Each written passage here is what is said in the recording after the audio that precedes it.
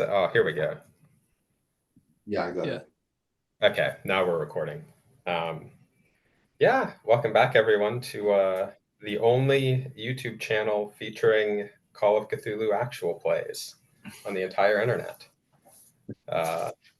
I'm here in New York with Shane, and we also have Emerson Green and Lance. Yes, and Lance. I had right before you got here, Shane. I had a sort of real life Call of Cthulhu adventure. I was wondering where you were coming from. I was coming from the most well-regarded Call of Cthulhu campaign of all time is called Masks of Nyarlathotep, often considered the best campaign ever written for any RPG. And I'm about to begin running it with my fiance and her friend. And it famously begins with you meeting your good friend Jackson Elias in room 410 at the Hotel Chelsea. Okay. So I thought, I'm not very far away. Why don't I walk over to the Hotel Chelsea and get a sense of the area so that when I run this, right? So I did that. And then I thought, why don't I go inside? I wonder if anyone will stop me. And no one says, so I went inside. And then I thought, why don't I go up to room 410? That's what I was going to ask you. Yes. And again, no one stopped me. And I went up, and there is no room 410, as far as I can tell. I think some of the rooms have letters and some of them have numbers. And presumably room 410 has been reassigned to have a letter. But on room 411, there is first of all, the door to room 411 is completely different from any other door in the hotel. Every other door is like a modern black painted door. This door is like an old unpainted sort of rickety wooden door. And hanging on it is this perhaps culturally appropriative, scary African mask. And I thought, that's odd. And then I thought, Masks of Nyarlathotep is about an expedition in Kenya that gets massacred. Perhaps this is some sort of vaguely culturally appropriative Easter egg that they placed it in the same place in the hotel. And this is what it looks like. Jesus Christ. Yeah, right? And there's a little thing hanging on the bottom of the mask that says push to ring. Okay. And I thought, you have to. Should I push to ring this? Yeah. Is this where Jackson Elias is? And then I thought, no, that seems dumb. And then the maid walked by, and I tried to pretend like I belonged there, and I was like, what's going on there? It's a private apartment, and that's just what that person has on their door. So I nearly just rang. You should have rang it. I just rang it. Oh my gosh. Listen, it's probably the person who owns that apartment is probably doing it specifically for that reason. Well, the thing is that room 411 is where Janis Joplin lived. So if they have any association with the room, almost certainly this was Janis Joplin's room, not this was adjacent to Jackson Elias's room. And yet, what this doesn't have anything to do with Janis Joplin. She's probably getting a bunch of Janis Joplin fans coming over and then introducing them to this Call of Cthulhu. Yeah, it could be. So anyway, who knows? I perhaps that would have been my call to adventure that I've declined. If I had just pushed, if I'd rung the thing. Well, we've got another one now. Yes, we do have another one. So you all have been invited to a party. A midsummer masquerade. It's mid-June, mid to late June, 1934. You have all been invited by Dives. What was Dives' last name, Lance? Do you remember? Oh shoot! I can look it up very quickly. Drummond, something like Dreyer. Dreyer, yeah, that's it. Ives Dreyer, one of the wealthiest men in America, a former friend of yours, Shane, Yeah, so there's a Midsummer Masquerade. It's currently about 6 or 7 p.m. The party will go well into the night. Each of you will be arriving at the San Remo here in New York, bordering Central Park. Good view of the lake. Dives owns a penthouse that extends upward from the 26th floor. Many years from now, that same penthouse will be owned by Bruce Willis and Demi Moore. Is this the two building? Yes, Yeah. yes. So it's one of the towers there. Yes, Cool. yes. Which of you do you think arrives first? I think I'm trying to get in, good with the wealthy elite of this city as a climber Yeah. myself. Yes, of course. Why don't you introduce yourself to the audience, Emerson? Hello, my name is, according to the character that I did not pick, I would like to say, my name is Fred Trump. I am a real estate developer. I'm a robber baron archetype. My residence is in Queens, New York. And should I give any? Do you guys want some background about my story? You can Tell us. give as much or as little as you want. Well, so my parents, who are Bavarian immigrants, they amassed a modest fortune running a brothel during the gold rush before coming to New York here and starting a construction and real estate company. And I inherited this company at 21 after working at a variety of other jobs. The following year, I was arrested at a KKK rally, which was a huge misunderstanding, by the way. It's a classic mix up. So I was at the airport, and there was this limo driver holding a sign that said O'Brien. And, my car was broken down. So I thought, hey, O'Brien's not here. So why don't I just say I'm O'Brien? So me and my pal, Jerry, get in the car and we just say, hey, I'm O'Brien. And then it turns out this Joker is speaking at a KKK rally and they think I'm O'Brien. So then I get arrested. It was, like I said, it's just a huge misunderstanding. But I am a moderately successful real estate developer in New York, and I've worked hard to arrange an invitation to this gala because Dives is far wealthier than me, and I would like to ingratiate myself with him. Not integrate. I'm very against that in general.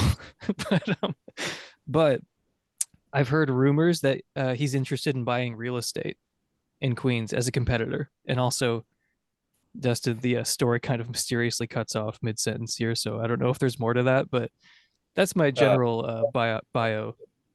Yes. All right. How are you dressed for the masquerade? Oh, I've got a top hat on. I've got I've got a fancy suit, with the tails and a cane that I use to whack away any of the disgusting, grubby, poor people who, please, sir, just give me some change. And then I whack them with my stick and laugh. All right. Yeah, you are ushered in and prepare to ascend up to the penthouse. To schmooze. I should also tell my friends here that I have no sanity loss for violence against humans, which is a great character trait to have, I think. Yeah, who do you think arrives next? I think I've probably wandered around this area, found my way to the door. First, how do I get this invitation? This did happen on camera. You and Dives parted on bad terms. You recall. Yes.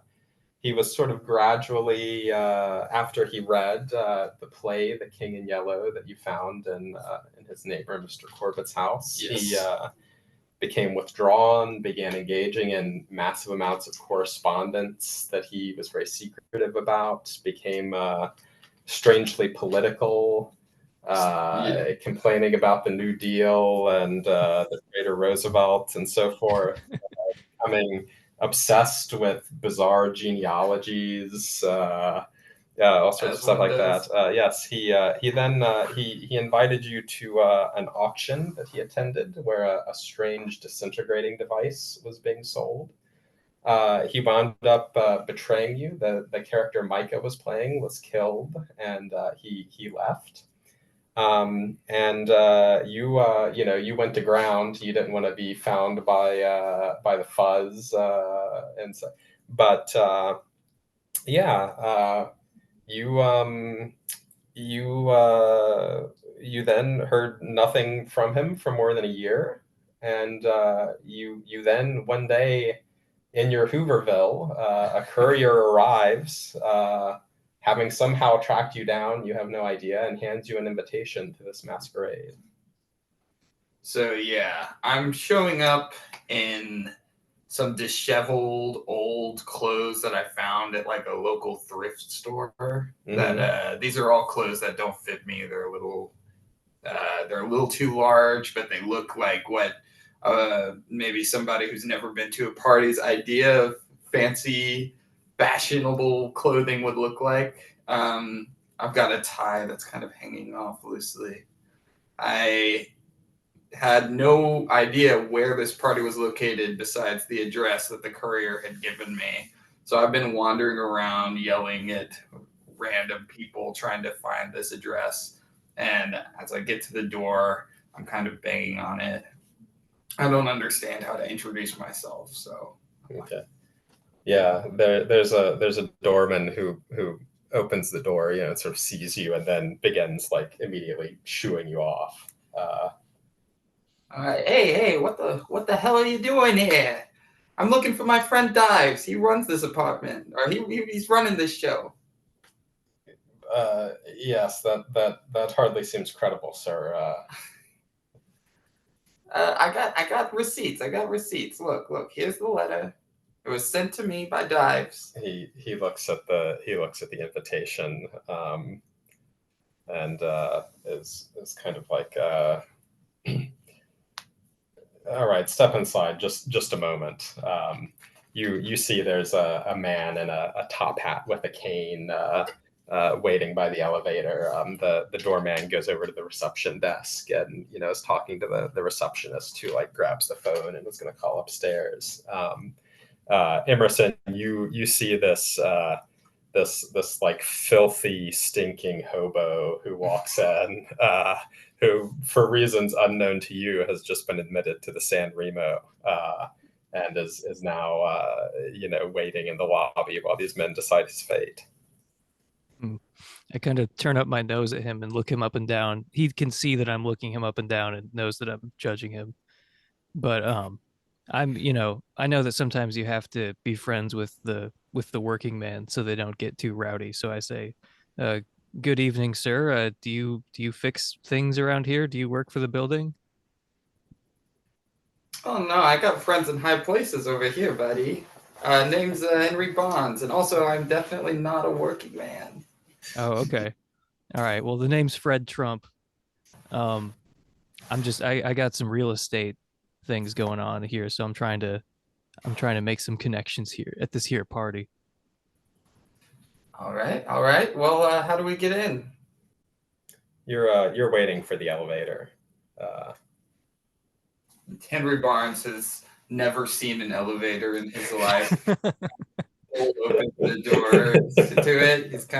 He's like got his foot wedged, trying to pry the doors open. The doorman rushes over and is like, "Sir, Mr. Dryer does say that you're invited, but please, we do have a standard of decent, civilized behavior here in the San Remo, even for guests of him." Oh, Jesus Christ! What kind of games are we playing here? You invite me in and then you lock me out. Just open the damn door. Lance, you arrive, and you walk in. Yeah. I arrive in a limo, maybe a little fashionably late. I step out. I'm playing Catherine Grossman. She is a fairly successful folk singer from Canada, born in Dawson City, and moved to the US following the adopted family of her daughter that she had when she was in her early 20s. Um, and yeah, she's fairly rich. She's probably wearing like a sleek red dress with a big puffy fur jacket over top. Okay. Yeah, walk in.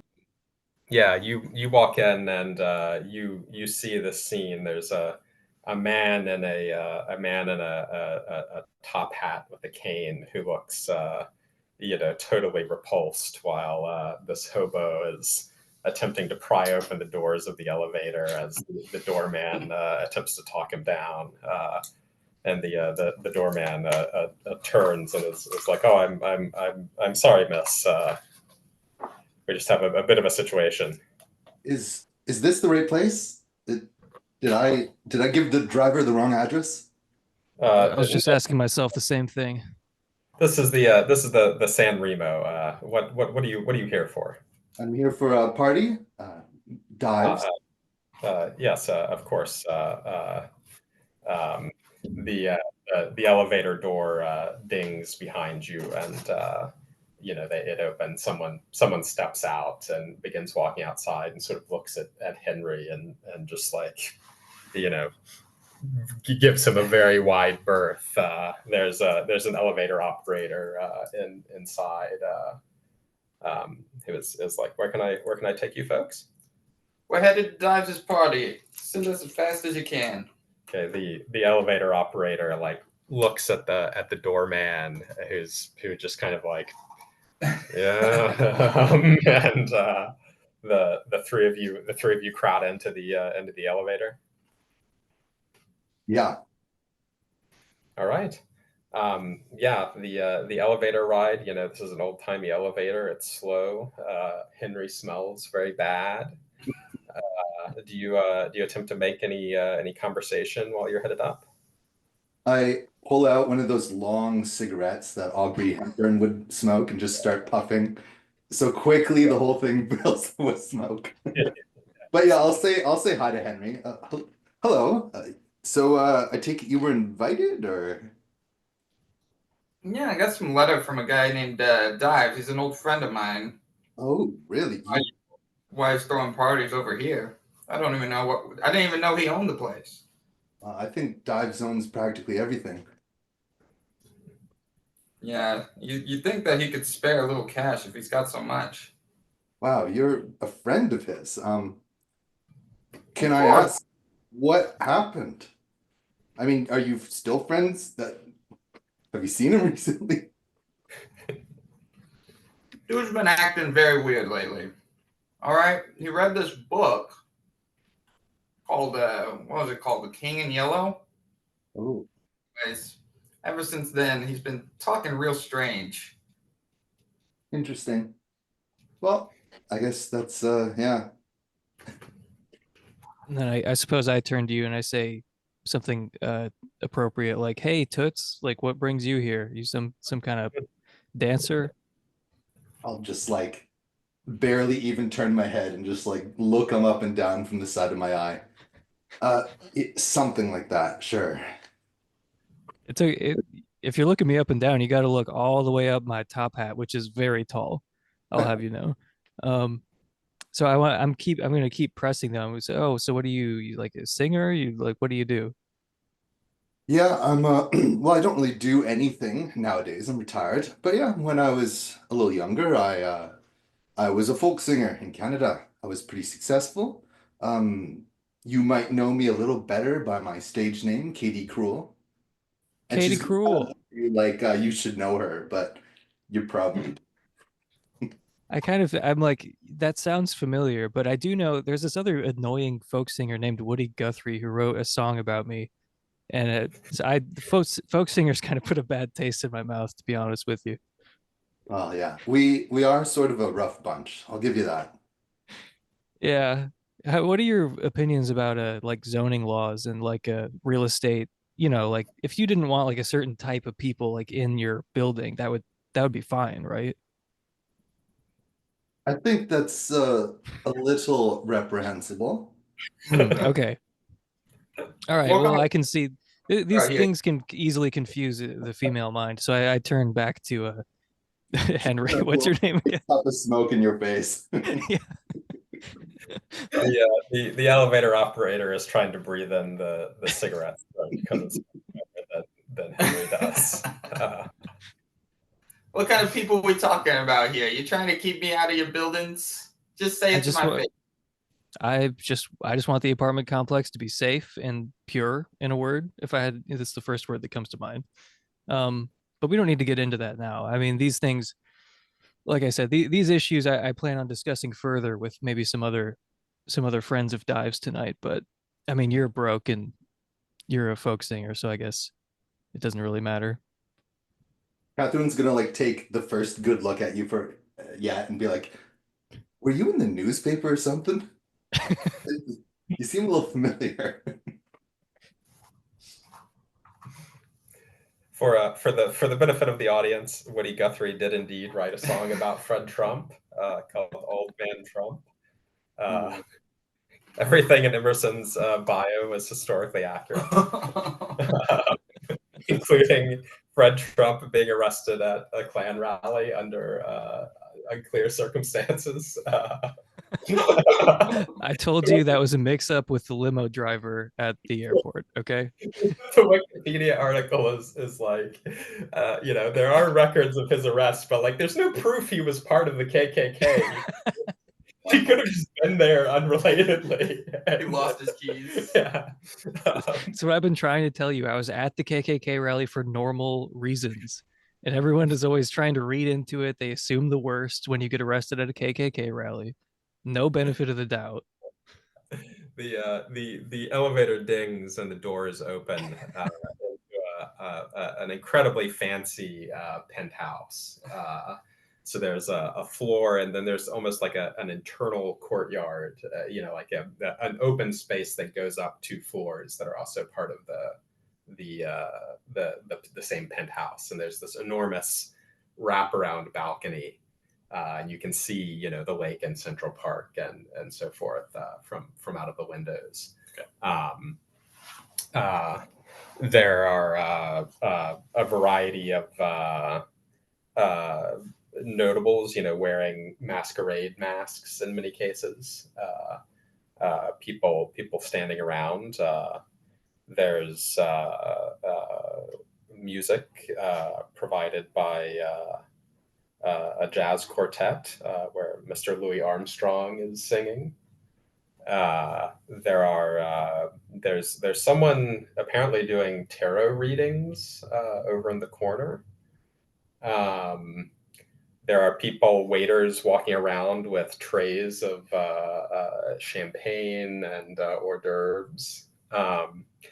And you see a figure dressed in a sort of sickly, he's facing away from you, speaking with someone. He's dressed in sort of a sickly yellow robe with this antler crown on. As one does. And yes, as he turns to you, if you Google oldest mask in the world, the oldest masks in the world were discovered, this is true, near Jerusalem 9,000 years ago. And they look like this. And you see that he's wearing a mask that looks like that. Those are some bad vibes. I got to be real with you. Yeah. And you hear what you all recognize as the voice of Dives Dryer from behind the mask. Jesus. And he's like, welcome, Prescott. These are my friends. There's a man, also in a masquerade mask there, in a very spiffy suit. Getting some real eyes wide shut energy going on here. What kind of party did we show up to? I say, hi, Prescott. The name's Freddie. You don't happen to be Prescott Bush, do you? He's like, we're not supposed to reveal our identity at a masquerade.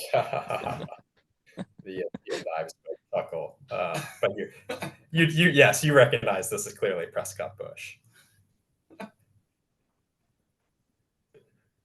All right, Dives. What's the deal here? You didn't tell me this was a costume party. He's like, I'm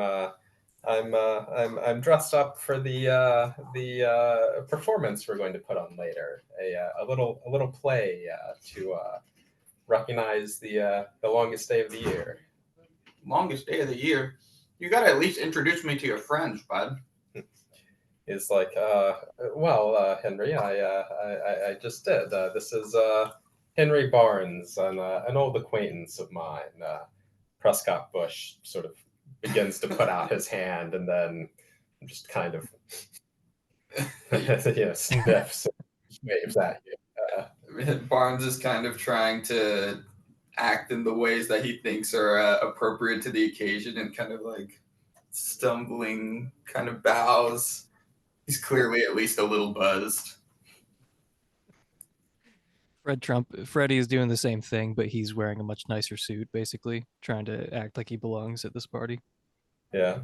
Both of you can roll credit rating. Nice. Okay. Can I roll credit rating too? Yeah, you can roll credit rating if you're also trying to, be a poser. Oh, no. Then I will not. If you're trying to Actually- make a good impression as a wealthy individual. Yeah, I'll try it. I actually have a good credit rating. Got a 50 and a 9. Okay, so that's going to be a failure for you, Henry, unsurprisingly. I got a success, regular success, 61. Okay, yeah, you look like an appropriate society lady, Catherine. What's your appearance? Like a sleek red dress with a big fur jacket. Though, is this the middle of the summer? Your app stat. Sorry? Your app on your character sheet. Oh, my appearance stat. It's 70. Okay, yeah. So you're already attractive, and then even more so with your high society get up. Emerson, what did you get? Okay, wait, so rolling. So how do I do that? You roll 2d10s. 2d10s. Okay, hang on, let's see here. D10. Okay, I got a 6 Okay, and roll and a again. 1. Okay, so that's a 61. You have a high credit rating, so that's a regular success. Yeah, so you bow and like your enormously tall top hat is about to fall off, and then you manage to catch it and save yourself.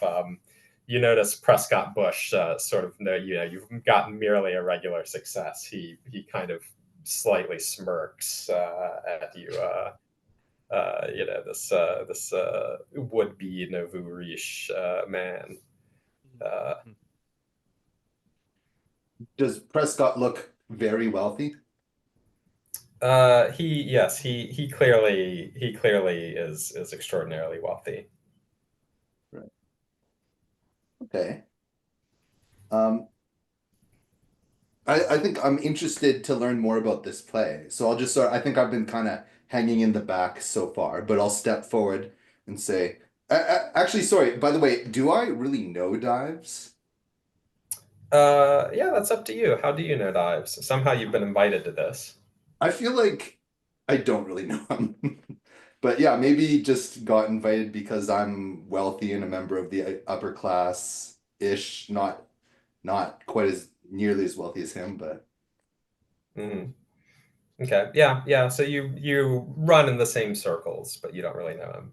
yeah, I'll just step forward and say, "What can you tell us more about this play you're going to put on?" He's like, well, I think it will be best if it's a surprise. But I imagine it will make quite a splash. It did in Paris some years ago. Wonderful. I'll put my hand forward and just try to give him a handshake and make a good Okay. impression. Yeah, he shakes your hand. You can roll charm if you'd like. Sure. Oh, 0, 0, and 3, so that's a 3, right? Okay, yeah. So you're extremely so that's probably an extreme success for you. I believe so. You're extremely charming. Do I make a mark on my character sheet when I make an extreme success? You do if we're playing an extended campaign. For these purposes, it doesn't really matter, probably. Yeah. Wonderful to meet you, Dives. This is a beautiful party you've got thrown. What do you suggest that I go explore first? He's like, oh well, there's stuff all around the penthouse.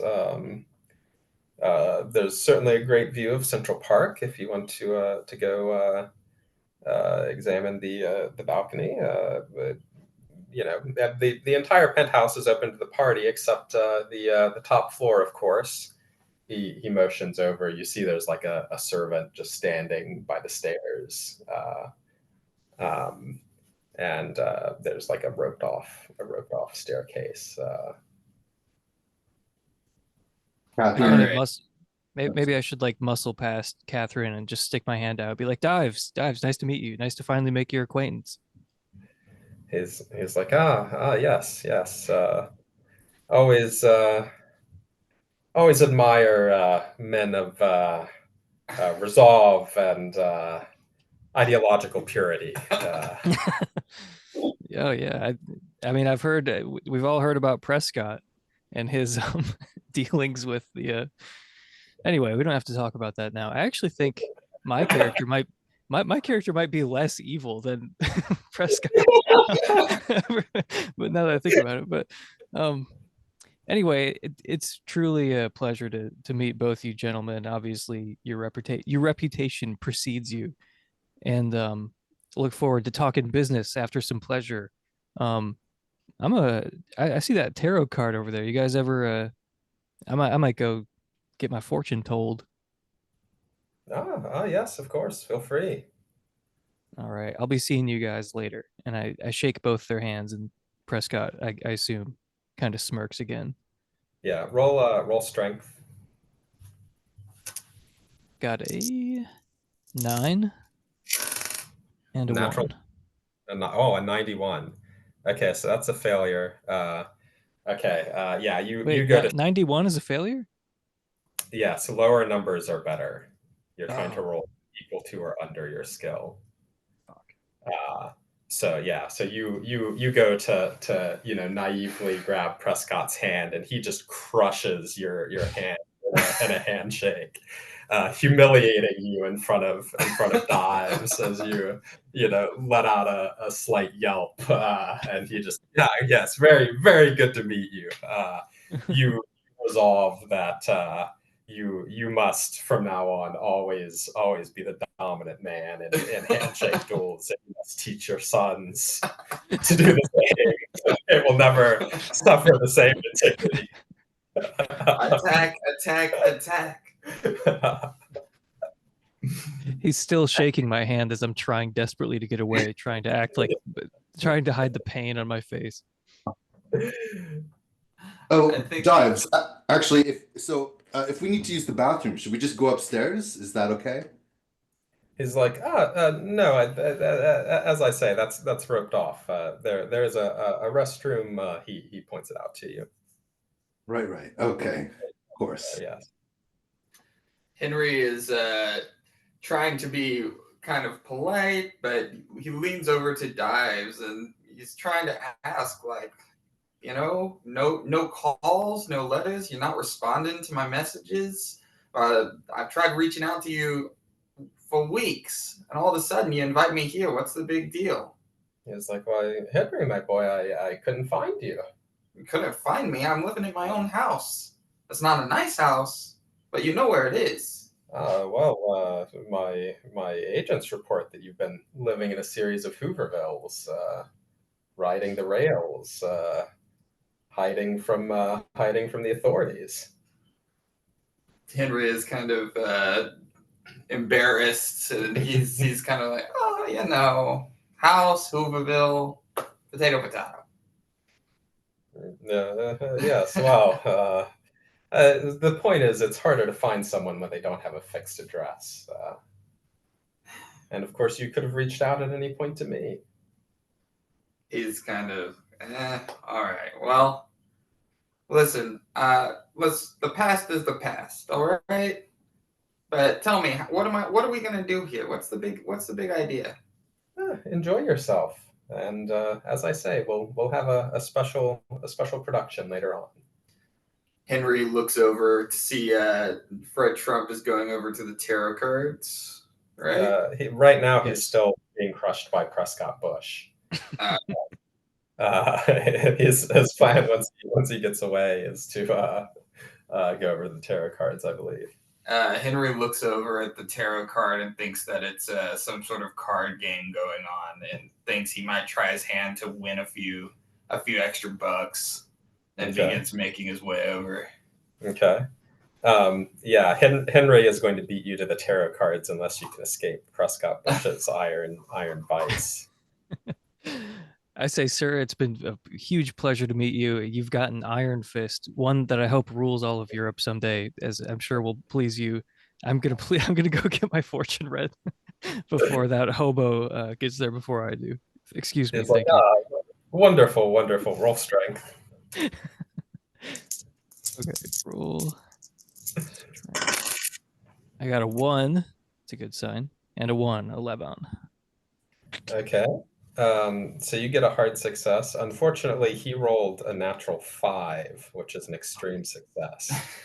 So you summon up your strength to jerk your hand away, and he holds onto it, and you just very quickly. Yeah. Roll sanity, Emerson. Sanity. Okay. I got a 10. Wait, is that good or bad? That's good. Oh wait, because that's a 1. Okay, so then I got a 4, so that's 14.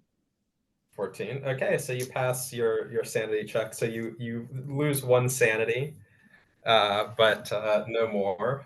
You're a bit humiliated, but yeah, you finally manage to make it past. To slip out of Prescott Bush's grip, but Henry has walked up to the tarot cards. Lance, Catherine has made a stunning impression with her charm and her garb. As you're looking around, examining the party, somewhat obese man walks up to you in a mask.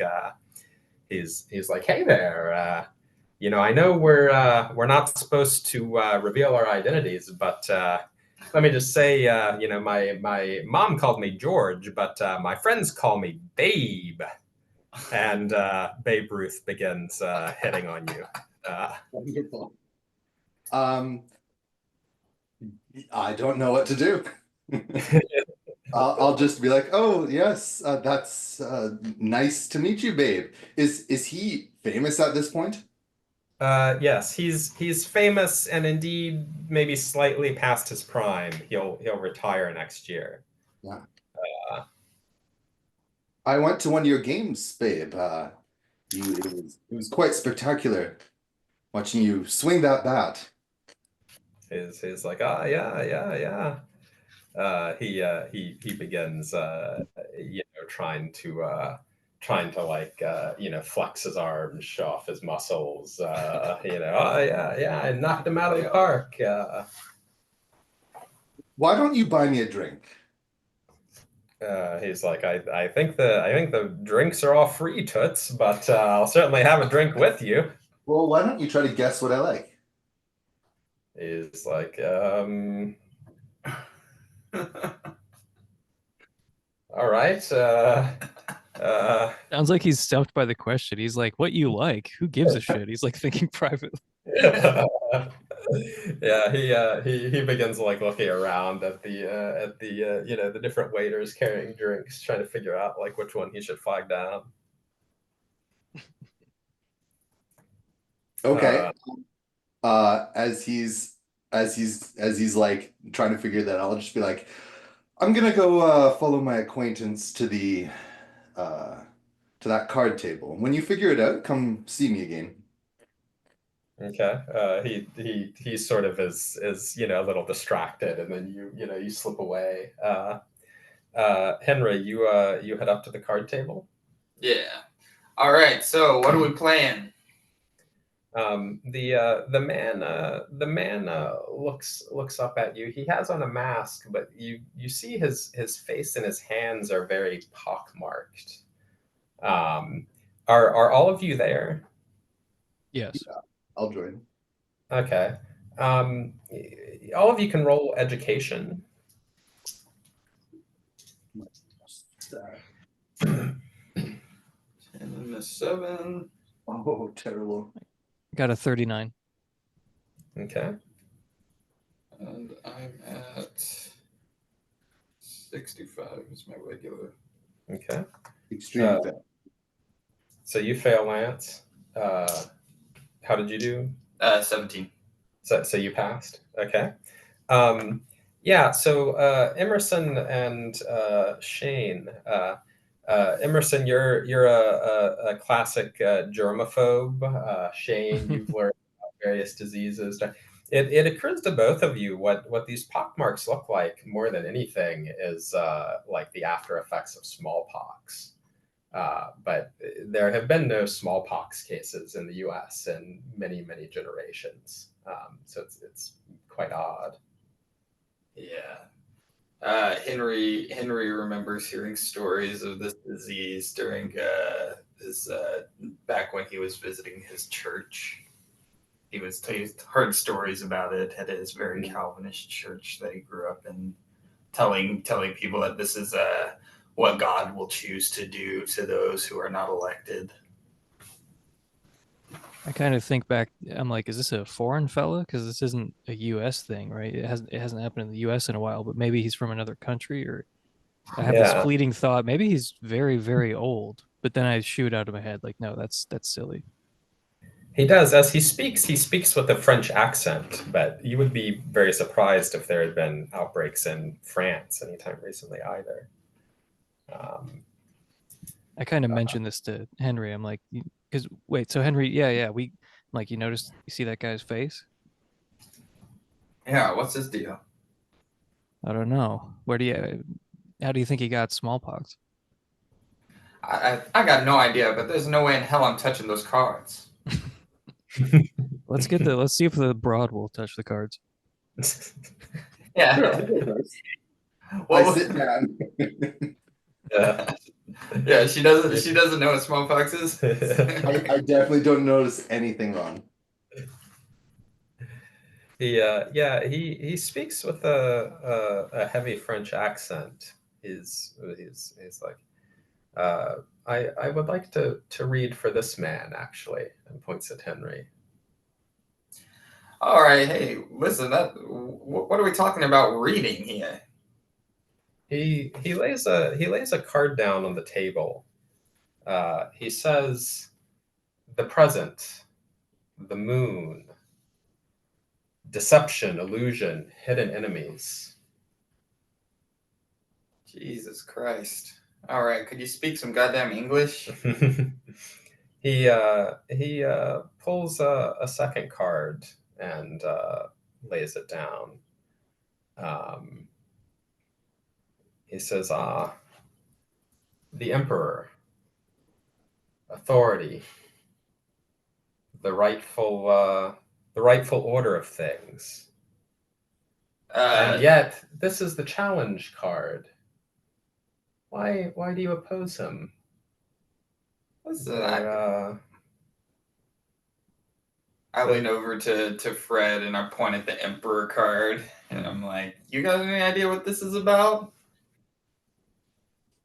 No, I don't know. This guy's talking a bunch of nonsense, bunch of hullabaloo. He smiles, beneath his mask, and is like, well, the ambitions of a Caesar or Napoleon pale in comparison to the one who will not rest until he controls even the unborn thoughts of men. He is the king whom emperors have served. Why are you not content to serve him? Listen, I got no problem with with whatever the hell you're saying. I just don't know what you mean. He's like, very well, But very well.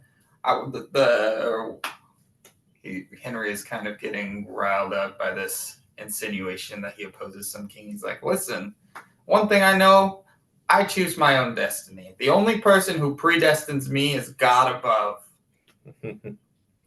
He's like, it is a fearful thing to fall into the hands of the living God. He reaches for another card. All right. The past, The wheel of fortune reversed. Disruption of the natural order. At this point, Henry is getting increasingly uncomfortable, feeling that this is somehow something that does not align with his nominally Christian beliefs, and begins to try to pass the conversation to Fred instead. Listen, Fred. I don't really want any part of this anymore. Okay. Yeah, I can kind of see why. I mean, this guy, he's first of all, I've never trusted a Frenchman for 1 second in my entire life, and I'm not going to start now. But this guy, he's kind of spooking me out a little bit, if I'm being real with you. He turns over another card. The future. Death. A great transformation.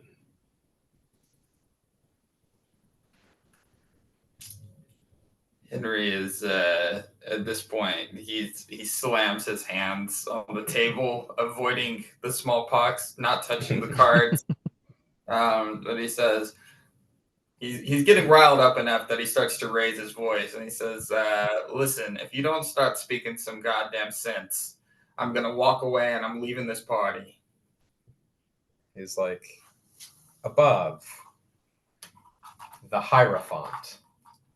You believe you are driven by tradition, authority, adherence to religious dogma.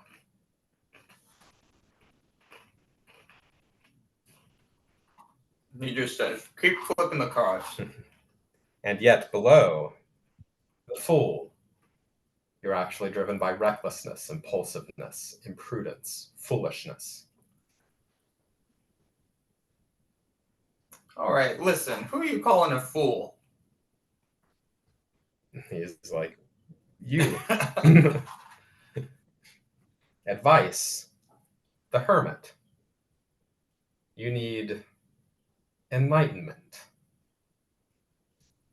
At this point, Henry's freaked out, and he looks back over his shoulder to see what Dives is doing. Dives is sort of off in the corner, sort of chatting privately with Prescott Bush. All right. Is this having any kind of effect on Henry besides just emotionally? Roll power. All right.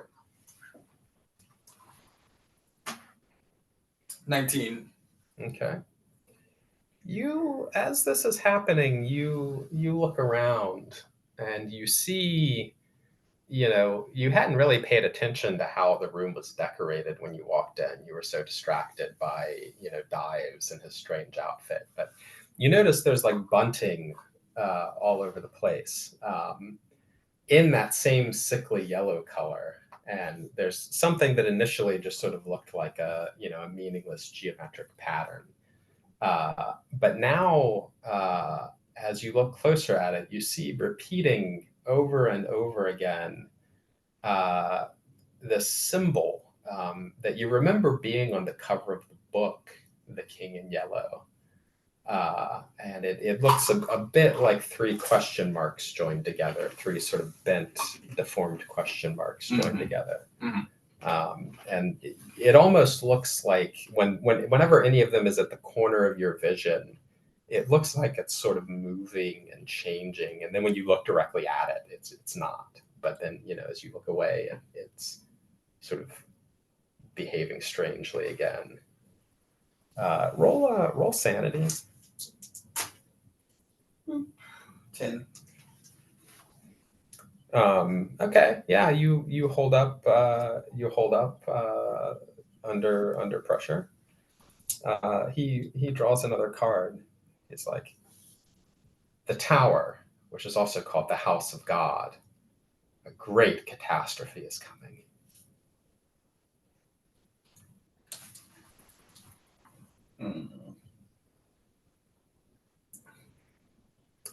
Lance and Emerson, you can also both roll power. Yeah, okay. 66. 77. Okay. RIP. So you fail, Emerson. Lance? I succeed. Okay. Lance, as you see Henry looking around, you also begin to notice, these sort of unsettling patterns that are repeating on the bunting. And you have the same effect of them moving. You don't have this association. You've never seen this before yourself, but it is also unsettling to you. So you roll sanity. Okay.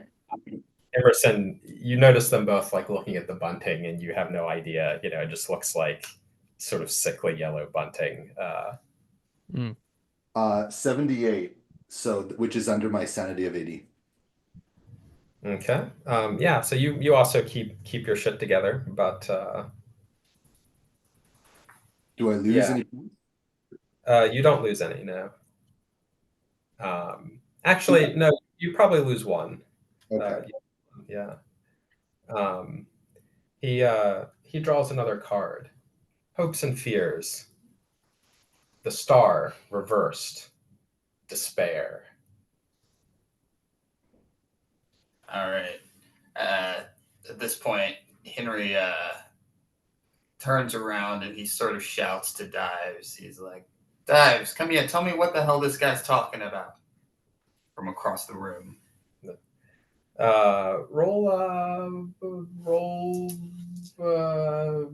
charm or persuade, I guess.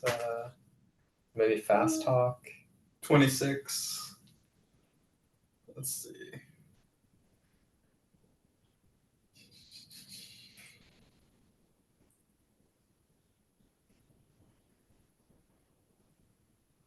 Yeah, I've got 60 for persuade. Okay. Yeah. Dives begins walking over. The man draws another card. And the outcome, the world reversed. Fixity, stagnation, everything in its rightful place, forever and ever and ever. All right. At this point, Henry's trying to make sense of what's going on, and he's hearing all this talk of upheaval and things being reversed, and thinks that it might be maybe it's a positive fortune for Henry. He's been down on his luck recently. He's like, hey, all right, reversal. That doesn't sound so bad. What do I win? He's like, tell me, have you seen the yellow sign? Yeah, I've seen the yellow sign, right? Yes, this is dancing all around the room. Yeah. So Henry takes another look back at it, tries to see if it's moving still the way it was earlier. It is, yes. Yeah. And he's like, listen, clearly this is not this is not a regular masquerade party or whatever you weirdos usually do. Yeah, listen, I have no idea what the hell is going on here. Yeah, I've seen your sign. Dives. How does go on. Freddie feel about this? You haven't seen so you haven't seen the signs moving or anything. You're not sure what they're reacting to, but you've seen this tarot reading just play out. So how do you feel about it? I'm intrigued by what this guy's talking about because I can see it's affecting these two simpletons next to me, but I don't know what this tarot reader's saying, but he seems really sure of himself, like he's trying to say something meaningful, but I don't know what it is, and I'm getting kind of frustrated. Like I want to just grab him by the collar and just be like, "What are you talking about?" Dives walks up after you've called him. He's like, what seems to be the matter, Henry? Listen, Dives, I know you've gotten into some weird stuff lately, but I got no idea what's going on, and at this point, I'm too afraid to ask. Has the tarot reader stopped reading or stopped speaking? He appears to have finished his reading. Yeah. All right. So I look over at Dives and I say, "Listen, never done a tarot reading before. Don't think I'm gonna do it again. I need you to start talking sense to me. What the hell do those pictures mean?" Is like The pictures, well, they're your fortune, your destiny. Destiny? Yes. You mean the thing that God predestines me for? He doesn't answer. Listen, I don't think the things you've been getting into are what do they say? Kosher. I'm not a fan of this. I think what you're doing is highly questionable. I have to be honest with you, Dives. I don't think you're making the best decisions anymore. And this is coming from a guy who's living in various Hoovervilles. He's like, yes, well, I suppose we'll see, won't we, when the time comes for me to reclaim my birthright. Birthright? Yes. What the hell are you talking about a birthright? He's like, you'll understand soon, before the evening is out. He's like, Fred, could I speak with you a moment? Oh yeah, please, anything to get away from these freaks. He sort of takes you off to the side. What is Catherine doing? If there's a moment where people aren't really paying attention, could I try to swipe one of the cards? One of the tarot cards? Yeah. Okay, I'd like to try to slip the Fool off the table and just I don't know, put it in my purse or pocket or something. Okay. Roll sleight of hand. Okay. 52, which is, I believe, success. Okay. Yeah, success. Okay, and he fails his spot hidden. Yeah, you people are sort of distracted by dives coming up and this whole thing, and yeah, you manage to take the Fool and sort of palm it and put it in your pocket. I'll lean over to Henry. I'll be like, look, I don't really know you that well, but this guy seems like kind of a dick, calling you a fool and all. Why don't you take this? A little bit of petty vengeance. Henry is trying to politely decline touching the card because he knows that it was held by this person who seems to have serious disease. So he starts to reach for it, but then when she lets go, Henry kind of slips his hand and it just falls to the ground. Okay, I'll pick it back up and hide it.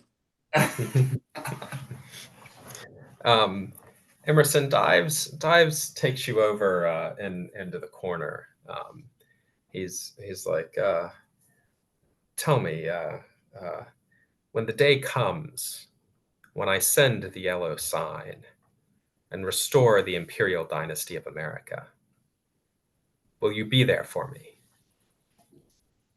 Not fully understanding what he's talking about, but also not wanting to say no to someone who's much higher up the social hierarchy than me. I say absolutely, Dives, without question. It's like wonderful. I expect that we'll have 100,000 men in the state alone within 48 hours. I say, yeah, at least 100,000. What are you talking about? People are ready to rise up to restore the rightful line of Carcosa, to remove the traitor socialist Roosevelt. I'm always saying that. Yes, and the parts of the nation where they are not would have been better left uninhabited anyway. Wouldn't you agree? I would agree with that. Yes, and so you're telling me that we're gonna overthrow FDR in the next 24 hours? Oh yes, and so much more. I'm very thrilled by this news, and I'm like visibly excited and giddy that I'm included in the plan. Is there anything you need me to do, Dives? He's like, just have your men ready when I send the yellow sign. I agree. I will have my men ready when you send the yellow sign. Yeah. Yeah, dog, no doubt. No doubt, brother.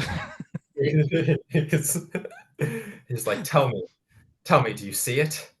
And he gestures at the bunting, and now you see these patterns dancing all through your eyesight. You know that this is the standard of the coming imperial dynasty of America. and you I jump and I say, "Yippee!" yeah, so you also lose 3 points. You also lose 3 points of sanity. Damn. Okay. Uh, Hmm. yeah, you can see that Dives is having some conversation with Fred, and Fred is sort of yippee reaching out towards. Henry he's freaked out by what he's seeing, and he's stepping back, and he looks over at well, I'm so sorry. Give me the name. Catherine? Lance. Catherine. Yeah. Henry looks over Catherine and says, "Listen, I don't know about you, but I think I'm gonna get the hell out of here before things get even crazier than they have been already. I need to go home to the safety of my Hooverville." So grab your arm, just kind of to stop you, and say like, listen, Henry, is there something I should know? I mean, a lot of weird things are going on. But I didn't really understand that whole thing with the tarot cards. The mask that Dodge is wearing is really weird. The bunting on the walls make my stomach turn. Can you explain what's going on to me? Listen, it's a long story. Dives and I have known each other for years.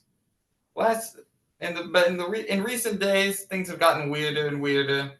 We've seen some very crazy things together over the course of our lives, and he started to take a turn for the worse. I think he started to get a little loopy, if you know what I mean. Okay, but this seems a little more than just a little loopy. Is this some kind of occult stuff? Is this like cultish stuff? I'm trying to decide. Yeah, I think Henry regales the story of the previous campaign where they ended up witnessing this book, and Dives read this story of the King in Yellow. Do you believe Henry's story? Let's roll for it. What is there anything I would roll for that? Normally you would just decide. You could roll intelligence, say. I have very high intelligence, very low education. So let's You roll could into roll psychology to see if he seems sincere. yeah, okay, sure. My psychology is awful, but 70. Can't tell. But Okay. maybe I won't 100% believe it, but I won't think he's fully lying because, why would he? And things definitely seem weird. So maybe something along the lines of what he's saying could be true. Yeah. You notice, both of you, there's a man in sort of like a marine dress uniform who's walking around. He seems sort of like maybe uncomfortable in the way you are. And he like looks over at you talking, trying as if he's trying to get a read on like, are they seeing the same things I'm seeing?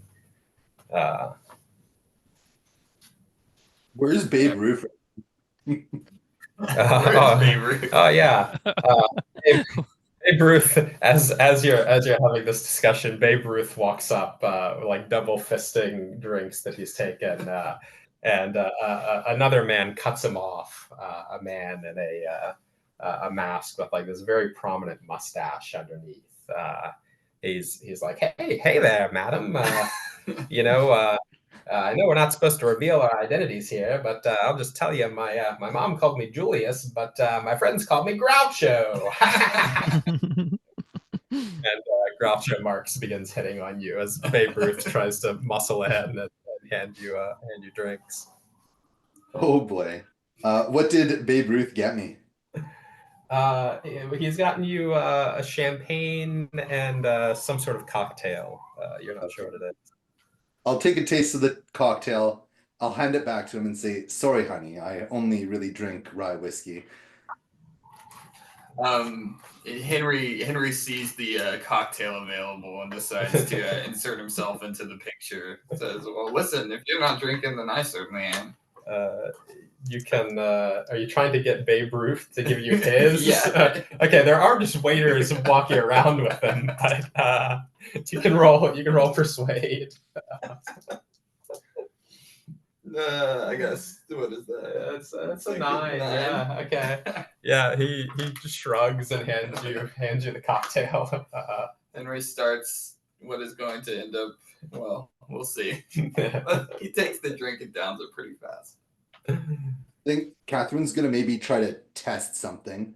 She's gonna lean into Babe Ruth and say, "Look at the bunting on the wall. Like really, really look at it. What does that make you feel?"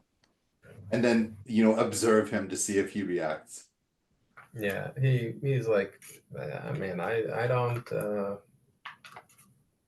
And then he just like visibly shudders.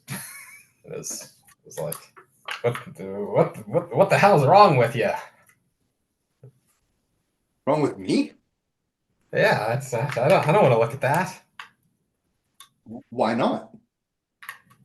It's like, gives me the heebie-jeebies. Yeah, gives me the heebie-jeebies too. Listen, babe, if anything weird starts to happen, I can count on you, right? To maybe. Is like, yeah, of course. Good. Girl was like, and me too, lady. So he like lights the car. Why don't you two men escort me to that other handsome man with the green suit? Roll the Marine, you mean? Oh, sorry, yes, the Marine. Roll persuade.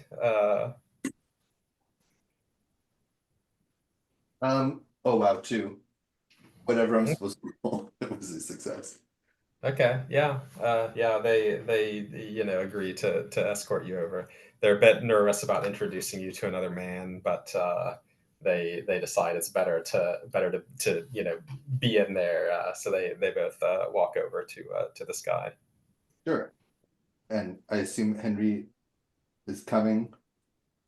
Yeah, Henry's following along. As he follows from behind, he kind of reaches over to another waiter and snags another drink off of one of the one of the plates. Yes, you're double fisting cocktails. Mhm.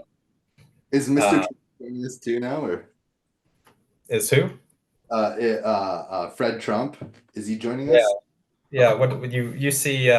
You see Henry, Catherine, Babe Ruth, and Groucho Marx walk over to this uncomfortable-looking man in what you probably recognize as a Marine general uniform. Okay, so I've walked away from Dives in his like kind of manic pronouncements about what is to Yeah, come.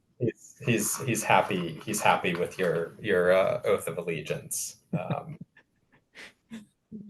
So yeah, I'm a little unsure about what exactly I agreed to, but I know that my men will be ready when the star is reversed. That I can, so I walk over to this crowd that's gathering around this young Marine. Okay. He's not young. He's I don't know, middle aged probably. Middle aged. Yeah. He's like, oh, hello.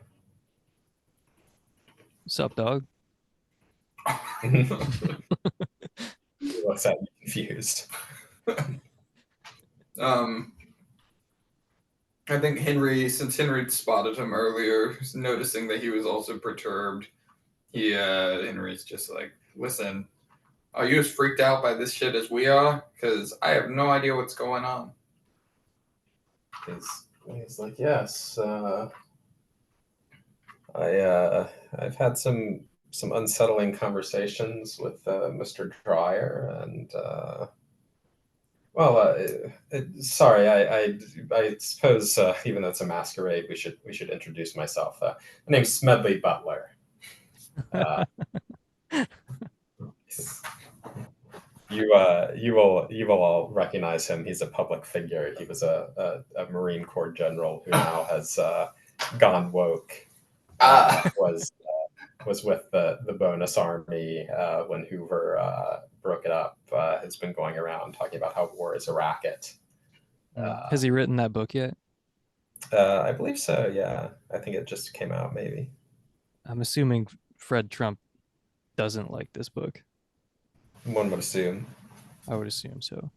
Say, oh my gosh, you're that Smedley Butler fella, that red traitor, as far as I'm concerned. Or I think this to myself. I don't say it out loud because I want to see what this Joker's gonna say. All right. Henry asks him, listen, how do you even end up? How does a guy like you end up even getting an invitation to a party like this? He's like, a number of Mr. Dryer's associates have approached me recently, and I turned them down, but I suppose he wanted to speak with me himself. Speak with you about what? What's he got to what's a guy like Dives got to do with a general like you? Roll persuade. Can I help? Yeah. 51. How are you trying to help, Lance? You know what? I don't know. Yeah. He's like, I may have, I've probably said too much already. All right. Anyways, so what do we think's going on here? When is this play going to happen? You got any idea about the scheduling here? Who the Marine? Yeah. He's like, I don't know any more about it than you do. Got it. Yeah, I think Henry. Oh, I was just wondering, is old Freddy here like putting two and two together about what Dives is talking about and like what Smedley Butler's doing here? Is he still none the wiser? He's probably putting two and two together. Yeah. Okay. Maybe I do know. Maybe I can help. I'll be like, Smedley, are you a baseball fan? This here, and I'll sort of like push Babe Ruth forward. The famous Babe Ruth. He's like, Babe Ruth. Okay, yeah. They begin talking about baseball. Yeah. I mean, and I know I personally would love to know just, whatever you know about this.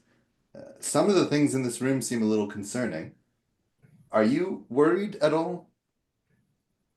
He's like, yes. Well, like I said, I probably already said too much. I see. what's Dives doing right now? Dives is off having more conversations with various rich men. Got it. Are there any other women at this party? What? Are there any other women at the party? They're Rich old man. they're almost exclusively, yeah. This might be why everyone's hitting on you. There are it's overwhelmingly rich old men and various celebrities. People like Babe Ruth and Groucho Marx. There are a few movie stars and things about. All of you roll power. Oh, man. Got a 6. Okay. Got a 48. Okay. This is the only time I've ever had like semi decent rolls in this game. Yeah.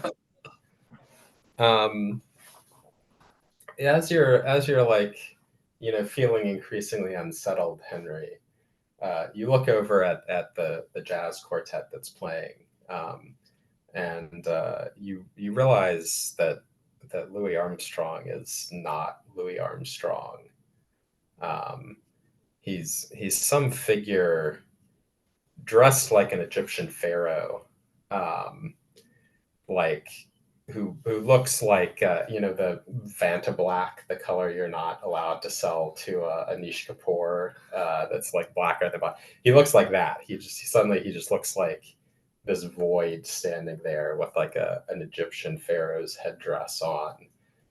And the other members of the quartet are these skeletal figures, and he's just singing. I see I hear trees of babies cry. I watch them grow. They'll learn much more than I'll ever know. And I think to myself, what a wonderful world. Henry hears this and he's just like, what the hell are these lyrics? Like, That's a wonderful scene. he's kind of at this point he's inebriated enough that he thinks he might have just like misremembered. Those are real lyrics. That's the second verse of the song. Oh my god. He's taken aback by this. He starts to step back slowly. And he's looking for Fred. And he goes up to Fred and he's like, listen, I'm thinking things are taking a turn for the worse here. You seem to be the only person that Dives is willing to talk to. You think that you might be able to put in or figure out what's going on for us? Turn for the worst. No, things are finally looking up. They're taking a turn for the better. Don't you see? Don't you see that the communist Roosevelt's about to be kicked out of here? Wait, what? What? Listen, lady, if you please just give us a second. We're like, this Marine guy, this butler guy, like we got to get him on our side here. Just we got to get in his good graces so he can help us with this thing. I probably shouldn't tell you too much about it, but something's about to go down tonight and we're going to need this butler guy's help. Are you on the same page with me or not? Yeah. Okay, Yeah. cool. I can agree with that. Thank you, Catherine, Henry. Listen, whatever the hell is going on here, I don't want any part in it. All I'm asking is for you to just let me get out of here. I need you to help me. I need you to speak with Dives. I'm afraid I can't do that, Henry. Henry, you're the only one of us who really knows Dives. After all we've been through since the elevator, you won't help me escape? What about this, Henry? What if we try to sneak upstairs? Listen, I feel like that's the only way we're ever gonna get out of here. The elevator that we entered from, is it still available? You can go push the button. Well, there's a upstairs, but it's guarded. Yeah, there's a staircase that goes upstairs. There's a rope and there's like a servant there. Maybe like out of curiosity, I still want to help them anyway, like because I want to see what's upstairs. As like a curious striver, I'm like, well, I got to know what's upstairs, and I'm kind of afraid I won't be invited if I ask. So I'm like, hey, maybe I could distract the guard, and then you guys could slip upstairs. Sure. I can agree to that. Henry wants to try the elevator, but he also doesn't want to be separated from the only two people he's familiar with, so he agrees to follow along. All right, so I'm gonna walk up to the guard, I guess, and then I gotta try to fast talk him. That would be one option. What are you saying to him? I just say, hey, fella, how's it going? You work here long? How long have you worked for Dives? It's like, he just bought this penthouse a few months ago. I say, what do you know about that tarot card frog over there? Because I think he might have smallpox. Yeah.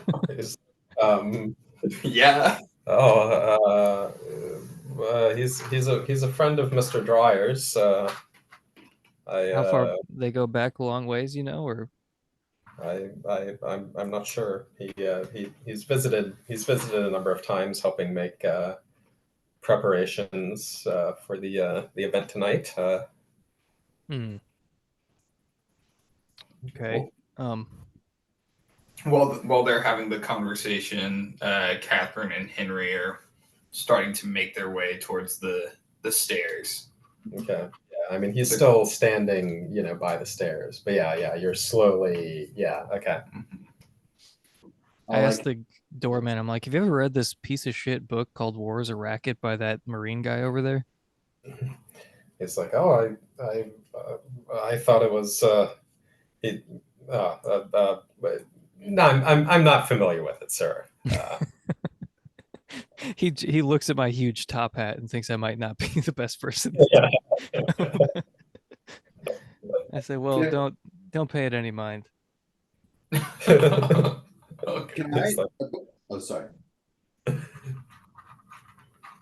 was gonna say, before we start actually trying to sneak upstairs, can I lean into the Marine and say, "Look, we're gonna try to sneak upstairs and take a look around. I can tell that you feel a little off about this whole party. Are you going to come with us and figure it out, or help with a distraction?" It's like, I get the sense that Mr. Dreyer is paying quite a lot of attention to me. It might be better if I stay here and try to distract them. Wonderful. Okay. It's a plan then. We'll work together. All right. Henry leads over to Catherine. Listen, I'm gonna try and get this guy to get away from the door. When I do, I need you to make a run for it. All right? All right, I'm ready. All right. On my count, 3, and then he takes one of his cocktail glasses and chunks it across the room, and you hear like a large shattering noise. Alcohol splashing everywhere. It's not China.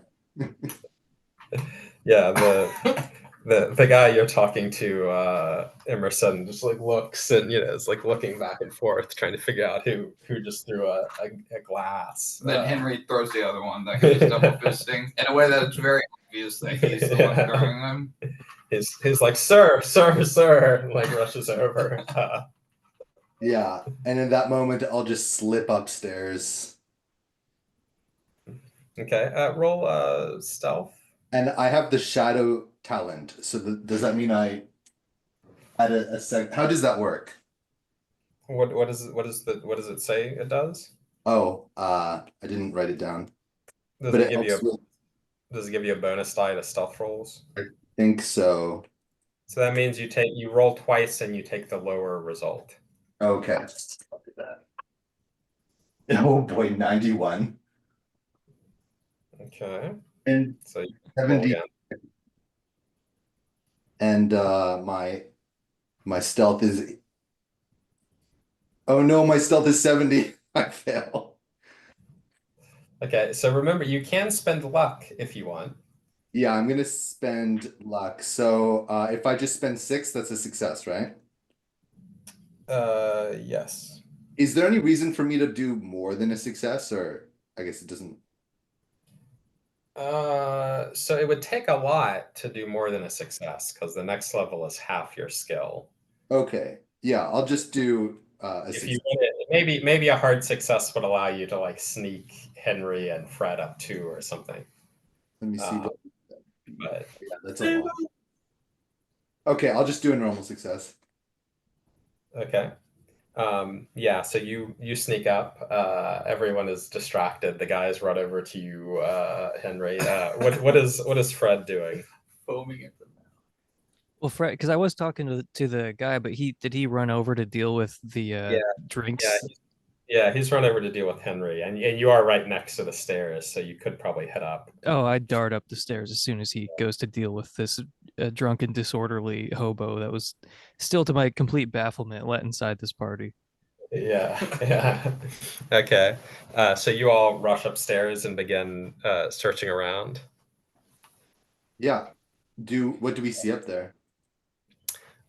You see a number of rooms. One of them looks like some sort of study or library, and the door has been left wide open. Sure, I'll sneak into there. Okay. Um, Henry, the guy, is coming over accosting you, and then Smedley Butler walks up and begins, sir, just calm down. Sort of speaks in this like authoritative generals, and kind of begins, Stand down. Begins like distracting him. Yeah. What do you do? I try. I'm in a state of extreme agitation because at the same time I also really do want to get out of this building. So I'm resisting their approaches. I start to step back and I trip and fall, tumble on the floor. Okay.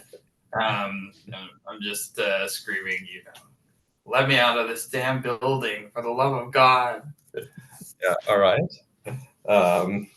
The man is like, all right, sir, you're welcome to leave. Just come over here to the elevator. All right. I walk over to the elevator and press the button. Okay.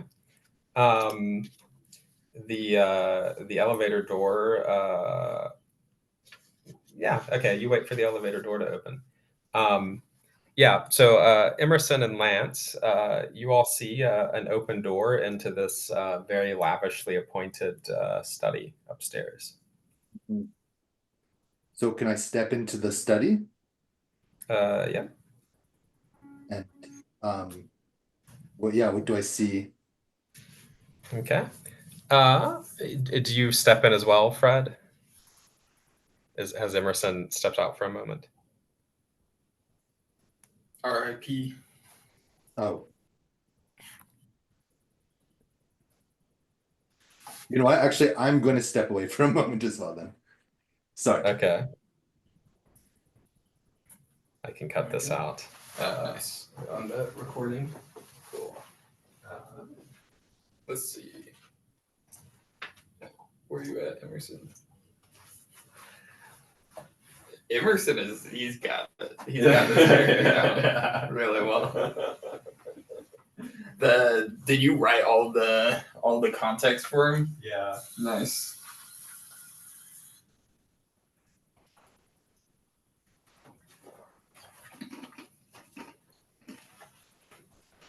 I want to make a new character. I'm fine, but I need to have like a sheet with like a lot more information. I think I want to create one that's got like a lot of things that you can draw on because that's my sense of backstory elements. Yeah.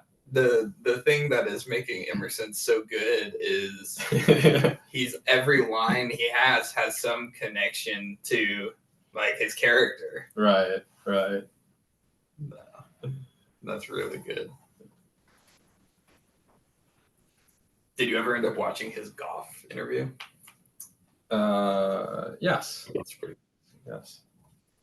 Let's see. Okay, I'm back. Sorry about that. Back as well. Everyone's back. I had to use the bathroom. Sorry about that. God damn it.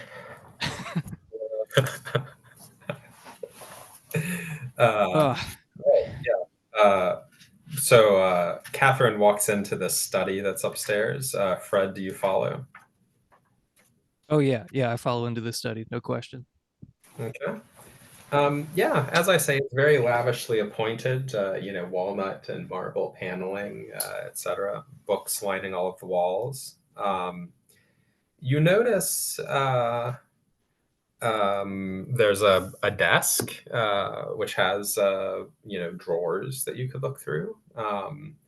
There's a globe.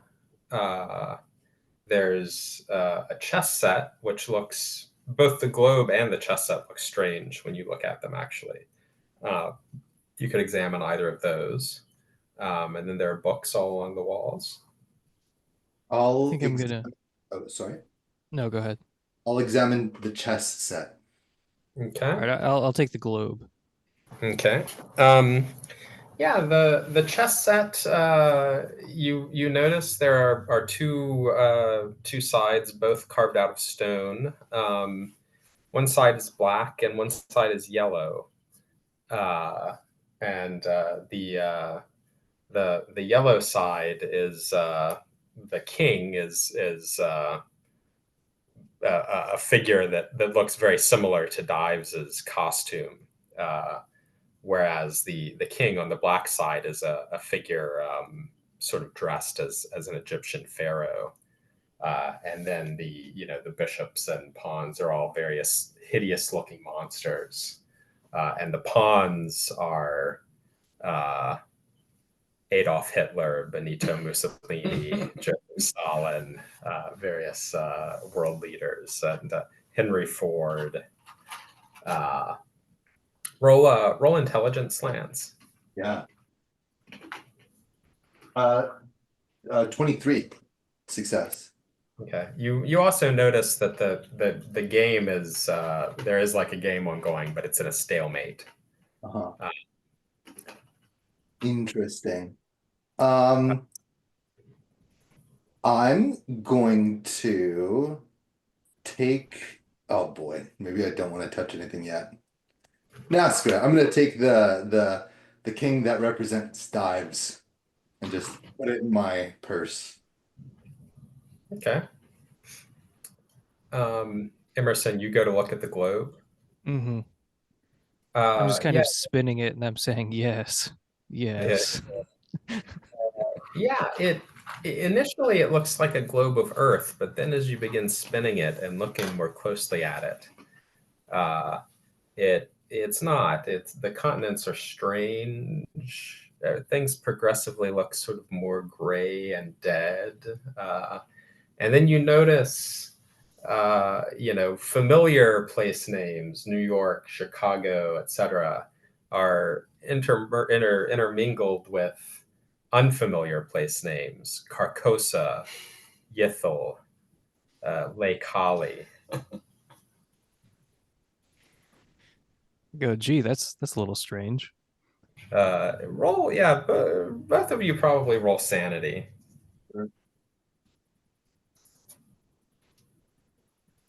97. 29. Sorry, you rolled a 97, Lance. Yes. What's your sanity? 16. Sorry, 79. Okay, so that's not a fumble. And what did you roll, Emerson? 29. Okay, and what is your sanity? My sanity is at 26 right now. Okay. Okay, you both lose 4 sanity. Damn. Still pretty good. I started out pretty low. I started out at 30. So you are I'm you sure. are Fred Trump.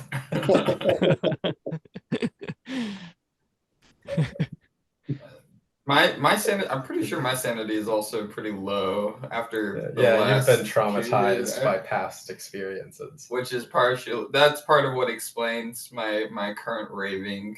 Yeah. Yeah, that makes sense because you were trying to get out of here off of basically like you saw some weird visuals and you're like, I gotta get out of here. Yeah, if you just saw some shit, that would make sense. We've seen this shit before, bro. Yeah. All right. So, has my elevator arrived? Yeah, the elevator arrives. Okay. So yeah, he's gonna go in and he's gonna try to. Wait. First, he looks at the buttons on the elevator. What does he see? You notice that the buttons are not numbers as they normally would be. Instead, they are marked with locations such as Carcosa, Yithel, I'm not going to Lake Holly. Not gonna do it. And you see that the elevator operator is wearing a suit, like the elevator operator before, but his skin is Vanta black, like the doppelganger Louis Armstrong. You hear the doppelganger Louis Armstrong singing, stars fading, but I linger on, dear, still craving your kiss. I'm longing to linger till dawn, dear, just saying this. As the elevator operator pushes the Carcosa button. God damn it. And then the doors close. Sweet This is what I dreams till get. sunbeams find you. Sweet dreams that leave all worries far behind you. But in your dreams, whatever they be, little dream of me. Okay. So And the elevator begins descending. I'm just kicking the door and screaming begging God to smite me before the elevator doors open. Choking on my own spit. Lance and Emerson, what do you all do? I guess I would explain what I've learned to Emerson about the chess, and maybe poke around the books. Okay. Yeah, you begin poking around the books. You find yourself drawn to a volume that says "The Imperial Dynasty of America" on it. Okay, I'll open it up and look Okay. through. Yeah, this book it says that it was published in 1823. It's printed. It's some sort of very complicated genealogy, tracing what it calls the Imperial Dynasty of America from names associated with Aldebaran and the Hyades, it says, through the nobility of France and England, and then through the great old families of Europe. The genealogy is almost incomprehensible, but you see that someone has made handwritten notes in the margins. And you see names like Prescott Bush, Cornelius Vanderbilt, etc. in this genealogy. But then you see someone has circled Dives Dryer and written me. And has notes showing that he himself is the rightful heir of the Imperial Dynasty of America.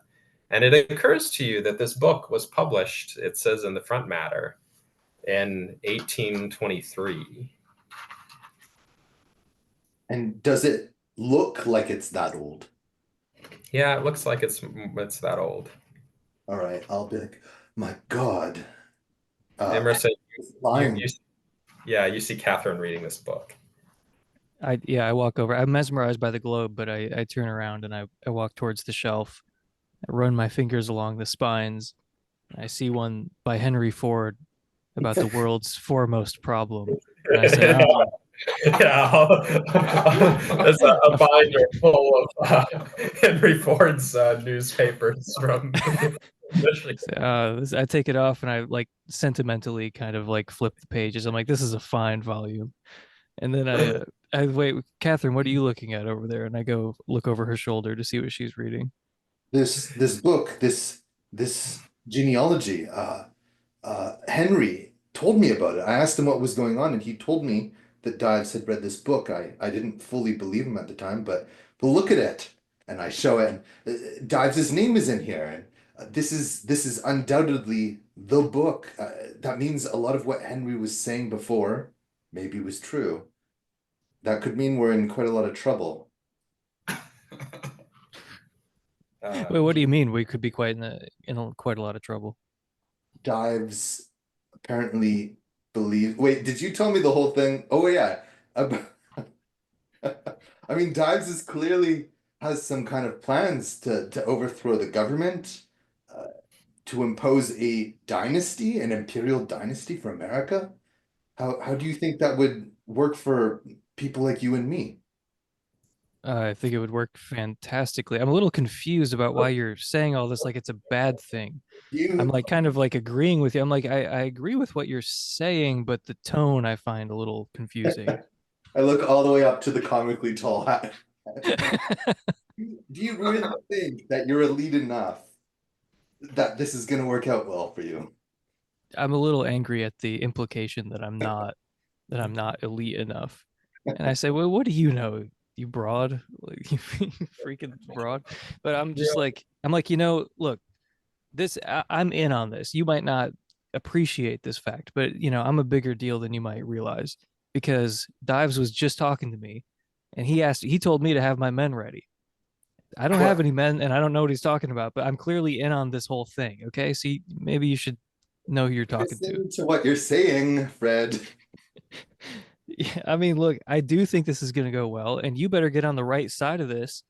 Same with that Butler fella. He better get on the right side of this before it all goes down. So you need to think long and hard, but don't think too long because you need to be on the right side of this whole shebang. It's about to go down. Do you look at the book, Emerson? I don't read a whole lot of books, but I don't trust them in general. But I am kind of curious because Catherine is so alarmed by what she's read. So I kind of look over her shoulder and start scanning the pages. Okay. Roll sanity. God damn, I'm gonna be insane before this game is over. Let's go. Join me. 26, and what am I at right now? I'm at 22 right now. Okay. So you lose 4 more sanity. You also, though, more importantly, as you're reading it, you realize that Dives has made a mistake in following the genealogy. The rightful heir did not pass through the bloodlines of France and England, but rather of medieval Bavaria, and came over with the Drumpf family, and the true heir of the imperial dynasty of Carcosa is not Dives, but you. He's hoodwinked you. My eyes widen as I realize the Bavarians really are the master race.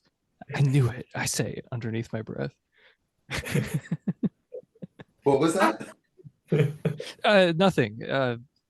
It's just I was always told to be ashamed of my Bavarian heritage. Children on the playground, when they were wearing their shorts with overalls, they would call me a Bavarian as an insult, and I always resented it. But now I know the true destiny of my people.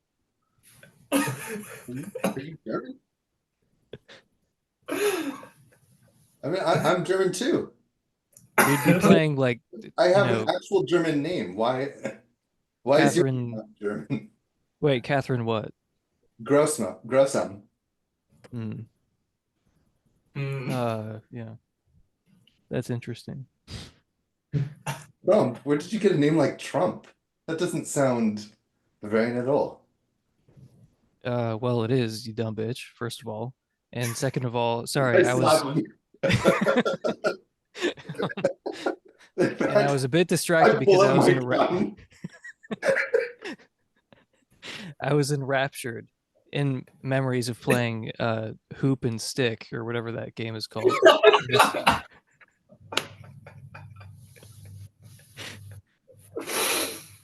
Just thinking about Prescott Bush calling me a Bavarian with a really nasty tone of voice, and now I'm just like I just have stars in my eyes thinking about my people taking over. So I can't really answer your question right now, but anyway, do you want to be on the right side of this or the wrong side of this?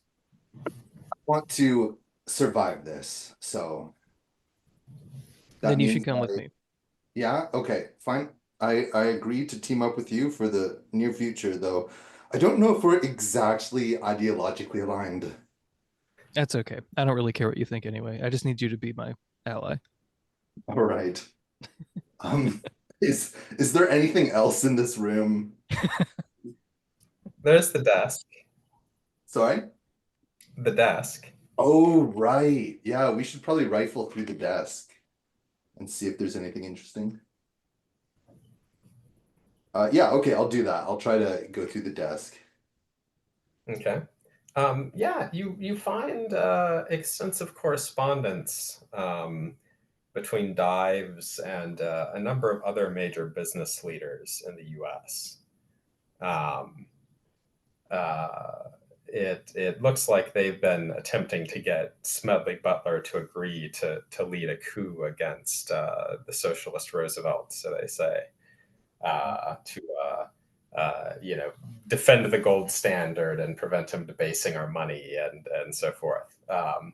But Smedley Butler has not agreed, and you only have the letters that Dive has received, but apparently his correspondents found something that Dive's told them promising. Dive's had some plan to win Smedley Butler over.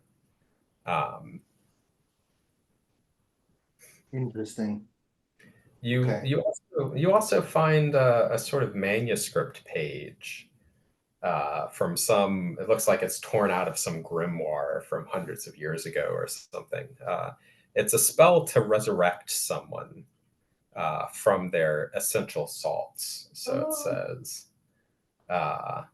and it says that reading the spell backwards will turn someone who has been resurrected back to their essential salts. Okay. I am 99% believing the things I'm seeing at this point, so I'm gonna take that. Okay. And as you're doing this, you suddenly notice that the globe is growing larger, and like beginning to fill the room. Red, you inspected the globe. Can you explain that? No, I cannot. I don't know why it's doing that. Maybe I'm gonna grab one of the chess pieces and toss it at the globe and see if it reacts. It doesn't react. The globe just begins getting larger, and now it's pressing you back against the room, and you see Carcosa approaching your face. Oh my goodness. Yeah, Fred, what is Carcosa? I'm trying to act like I know what it is, but I'm just like I clearly don't know what it is, and I'm just like you wouldn't understand it. Okay, just get out of here. Is it like pushing us against the wall, or is there space for us to leave? There's no space for you to leave, and indeed, no. it not only pushes you against the wall, but then passes through you. Henry, I'm back. yeah, Fred, Catherine, the three of you find yourselves standing on an alien shore. There's this inky black lake next to you. Was sort of like every so often you think you see like a strange shape moving in it. The ground underneath you is just like dead, rotting matter. If you thought that Henry smelled bad, this this place is far, far, far worse. Just dead matter for miles and miles around. And then you see on the shore of the lake, a ways up ahead, this city of like strange towers made of black stone. There are black stars rising behind it, and a moon that is somehow setting in front of one of the towers. And you see the tallest tower. There's a sort of sickly yellow light that seems to be calling to you. How long has Henry been waiting for them to arrive? You're not sure. All right, yeah. I'm just kind of walking around. I at this point I am almost delirious, and I go up to Fred and Catherine and just start touching their faces. Like I'm not sure they're real. And my hands are just absolutely disgusting. Yes, yeah. Henry's hands are covered Just, with like, dead, rotting dragging. matter. I slap the disgusting vagrant's hands off of me. Henry, are you okay? I fall to the ground on my knees and start just like kind of grabbing at the dirt and the sand. It's not dirt. or It's like sand. decaying biological material. Okay, yeah. And I'm just saying, please press the first floor. Please press the first floor. I think my hands are kind of trembling, and I'm gonna reach into my purse and pull out a bottle of liquor, and I'll be like, "This, I always keep this because it reminds me of home. A nice bottle of Yukon Jack, but I think I need it now, and I'll pop the lid off and take a swig and hand it to Henry. I think you might need some too. I was gonna say Henry leaps like a wild animal at the bottle and just kind of like snags it, and Gollum crouches over it and just starts just taking it down. I kind of look up and I'm like, the moon, the tower, and I'm starting to remember what that tarot guy was saying. And I say, hey, do either of you guys know what a hierophant is? Can I roll for it? You can roll education. Oh no, I do not. You don't. I'm gonna roll for education too. Let's do this. You'll probably roll with a penalty die, so roll twice and take the worst result. It's Alright. kind of outside of your domain. Yeah, 99 Ooh. Fine. Okay. critical. Yeah, you're pretty sure a hierophant is some sort of large animal that lives in the jungle. Okay. I'm so completely blitzed. I start imitating the animal that I think it is. I drop my fur coat, and there's just like two big revolvers holstered under my like armpits. I pull them out. I'm like, okay, for hunting an animal. I used to hunt big game when I was young. I don't know if these are quite the right kinds of guns to do it, but Henry is crawling around going, Yeah. I'm still staring at the moon. I say, never mind, never mind. I was, see something there? Red? I was just remembering what that French fellow was telling us about the moon, something about the emperor, the tower, the star being reversed, and then now I'm just looking around and I'm seeing all these symbols. I think maybe that frog knew what he was talking about after all. Oh right, yeah, the tarot reading. I'll pull out the Fool card. Uh, does it react at all to the environment? uh, hmm. Who are you calling a fool? Yeah, you pull it out and it flies out of your hand in the direction of the light that's coming from that tower. Interesting. Yes, that means we need to go to that tower. Yeah, let's go to the tower. Henry I say, is Henry, get off the ground. Stop doing that. Henry hears Fred's voice and kind of reacts and says, "Yeah, okay, yeah, sorry." Okay, yeah, you begin heading for the tower. Yeah. Do we have to pass by that lake? Yeah, you're gonna have to walk around the edge of the lake and then into the city. Do you boys have weapons? Hmm? Do you I have do. weapons? I still got my gun from the previous campaign. I believe. What is your gun? I've got a sawn-off shotgun. Oh yeah, I guess you could have hidden the sawed-off shotgun in your. Yeah, My Henry big sort of overcoat. loosens his big overcoat and reveals his sawed-off shotgun. I have brass knuckles. Okay. Yeah, I've got brass knuckles. All right. So two of us came prepared.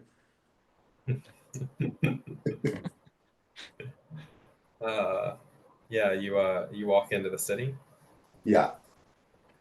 All right. Yeah, as you walk in, you see again, you know, the streets of the city are just more dead biological material. Uh, and they seem to like twist in impossible patterns. You know, getting like twistier and twistier. You see the buildings as you get deeper into the city begin leaning more and more, as if they're about to fall over onto you at any moment. You see occasionally, there are these big black stone buildings, just like monolithic architecture, and you see no one and nothing, except occasionally you think you see, peering out from a hole in one of the buildings, this sort of grimy, diseased face, and then as you look, you'll see that it's gone. The buildings, as you get further in, begin bending almost in impossible ways, like MC Escher-esque sort of like mind bending scenarios. The square. Yeah. And you all roll sanity. 75. Okay. 11. Okay. Lance. 71 success. Okay. Henry, you lose 2 sanity. Emerson and Lance, you both lose 1. I shiver. And so this is in response to seeing a face in a wall? This is in response to your whole situation. Yeah, I was gonna say we've been playing it pretty cool actually for being absorbed in some kind of parallel world. I definitely have both guns kind of like just pointing at everything and like spinning around. Yeah. Henry Yeah, is. so Oh, go ahead. I was just wondering, have we gotten to the tower? Yeah, you keep on to the tower. Yeah, you reach the tower. Are there any Oh, go on. Are there any noises or any signs of life as we walk through? No, just more and more and more of the stench of death. Yeah. Does the tower have a door? The tower does have a door Right. and stairs leading up. The tower looks like it could be thousands of feet tall, and it looks, as you get closer, it looks like it's leaning more and more, as if at any moment it could fall over and crush you. Is the door in front of this? Like, do we have to go up the stairs in order to reach the door? There's just like a big triangle cut into the tower, and then there are stairs that wind up. Okay. Henry goes over to the triangle, places his hands against it, just starts banging his head against it. Henry. Okay. You lose 1 hit point. He turns around with like a big gash on his head and says, "I think we need another plan." Okay, why don't we knock with something that's not our heads? As you're talking, the thing just like falls, like the triangular slab just like falls forward and nearly crushes you. And then you have access into the tower. Maybe it was a sacrifice of a bit of that blood that did it. Ooh, so this place is full of death. I say, okay, up the tower we go, and I walk right through the. I'm oddly unperturbed by the death all around me, and I just kind of, I'm like marching and whistling through the open doorway. And Henry is messing with his shotgun, trying to be fully prepared for what they might encounter, and accidentally fires a bullet into the decaying matter. What happens?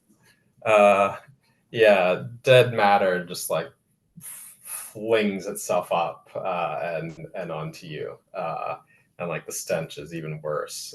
Roll a Constitution. 58. And your Constitution is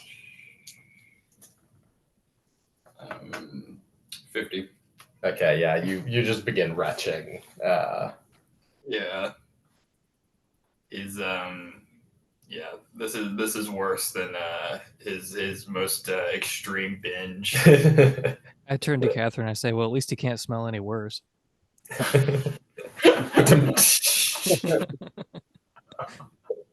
Okay, well, I'll definitely allow Fred Trump to go first.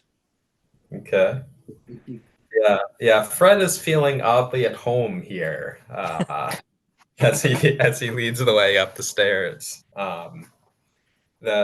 You all ascend the staircase. Sure. I'll do it like very stealthily and slowly. Yeah. Yeah, so the stairs, I mean, they're uneven and crooked and like slick with dead biological material. Yeah. They're sort of twisting and leaning, and like as you ascend further, they're like twisting and leaning more and more. You always feel like you're going to like topple over the side. It takes just forever to ascend them. It feels like you're climbing for hours.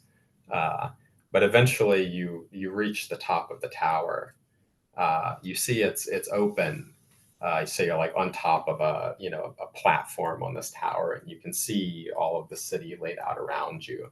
And there's a throne, and on that throne is a figure dressed as Dives was, with this horrible mask and these sort of, in this case, grimy, tattered, sickly yellow robes. But this figure is skeletal underneath, it looks like.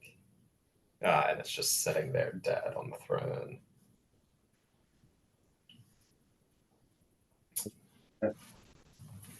I think Catherine starts to kind of like hum a folk song. Oh, death, oh, death. Henry does not like the sound of her voice and kind of covers his ears and starts to scream. Oh yeah, she doesn't have a good voice. She like a Leonard Cohen vibe.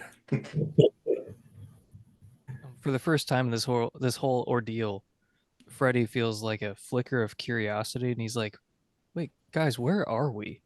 What is going on? Literally, where are we right now? Like, who is that?" Um, yeah, Henry still thinks he's in the elevator. Henry, snap out of it.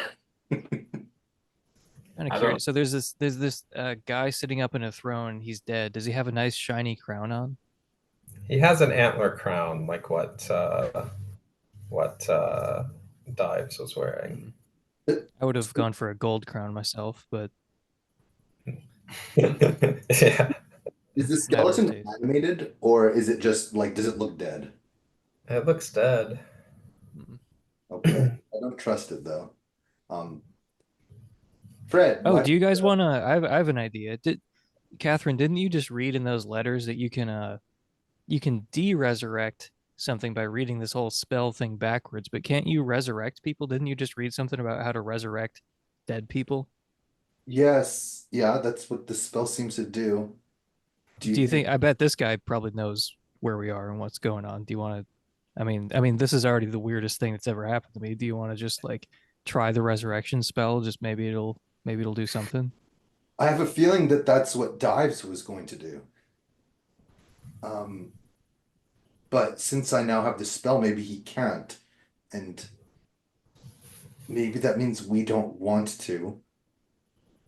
Then again, I don't know how else we'd get out of here.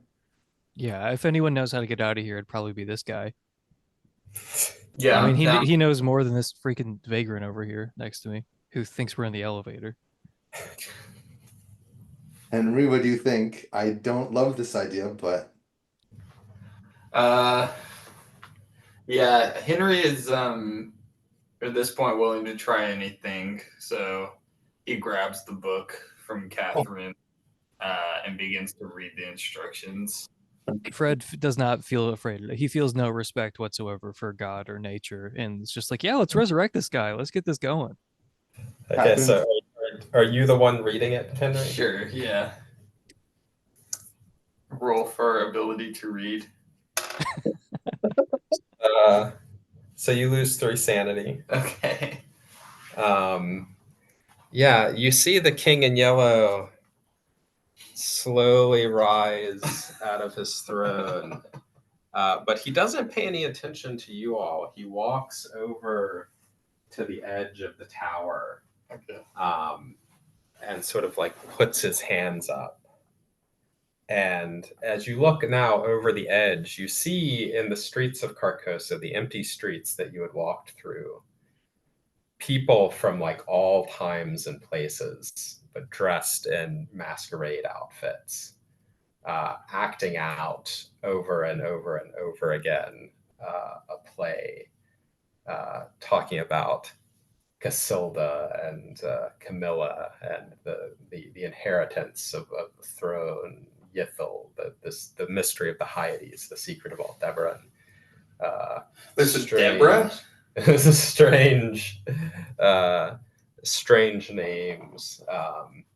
And then finally, they all of these, and you can even see as you look, oh, right there, there's Dives and Babe Ruth and Groucho Marx and Smedley Butler and Prescott Bush, acting out the play. And then finally, everyone in all of the streets turns to the king and they say, "Sir, we have all laid aside our masks, but you should unmask."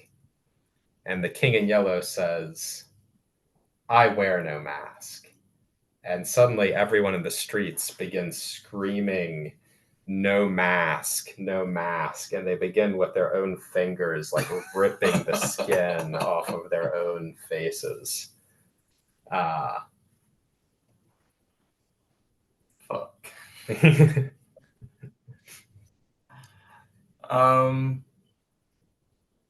Does this yeah. Henry continues to has he finished reading the instructions? Yes. Okay. He looks over at Trump. And it's kind of screaming incoherently. It's not working, it's not working. There's nothing I could do. And he starts to load his gun with it's not clear what his plan is going to be. Mm-hmm. Yeah, I kind of reach over and I kind of grab his gun and just not like from him, but just kind of hold it down and just say, "Hey, hold on there, sport." I'm a lot less disturbed by this. I don't even lose sanity for being violent against people. So I see these people ripping off their own faces and I go, "Neato." And then I just kind of like look over. I'm curious for sure. I really don't understand what's happening, but I really don't think it's a good idea for this guy to load up his gun again. As you grab the gun, you realize this is like a prop gun that's loaded with blanks. Oh no. And Lance, you realize the same of your own guns. And you realize that you're wearing stage clothes. You're standing on like a wooden set. This tower is made out of wood and just painted, like a set on a stage. And suddenly a curtain falls in front of the tower, blocking your view of everyone out there. And all of you roll sanity. Oh, critical success. 1. Okay. At a 73, that's a pretty hard fail. Okay.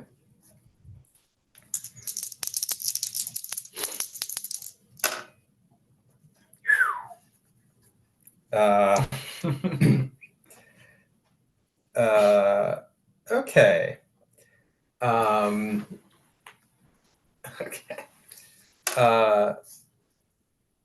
So Lance, you lose 9 sanity. Oh no. You are incredibly disturbed by what you've just witnessed, but you do not understand its meaning. Henry, could you roll Calvinism lore? Hell yeah. It's gotta be more Calvinism. I got. Can I reroll? Okay, can I push? I got 71. You can push. Great. You can push the roll. We got to push for Calvinism. I got 10. Okay, is that We're a pass? chilling, yes. Okay. It's Calvinism time. Both Fred and Henry. So you both lose 96 sanity. I'm in negative sanity now. Yeah, that puts me at about negative 80 sanity. Yeah. So you both understand the hidden meaning of the King in Yellow, of this strange scene you've just seen. What he's claiming is that really the entire world is merely his creation, his play. Everything you've ever seen, everything you've ever done has been in his dream. It's all just a stage production for his own benefit, and you can no more stand against him than Hamlet could stand against Shakespeare. Everything is predetermined. Um, Fred Fred believes him. Fred believes him, but he is comforted by the knowledge that he is the true heir of the line of Carcosa. He understands that he needs to get back to stop Dives, because Dives is attempting to claim the mantle of the King in Yellow for himself. And Fred knows that this will go not to him, but to his son, who will rule not in yellow, but in orange. A great and terrible king.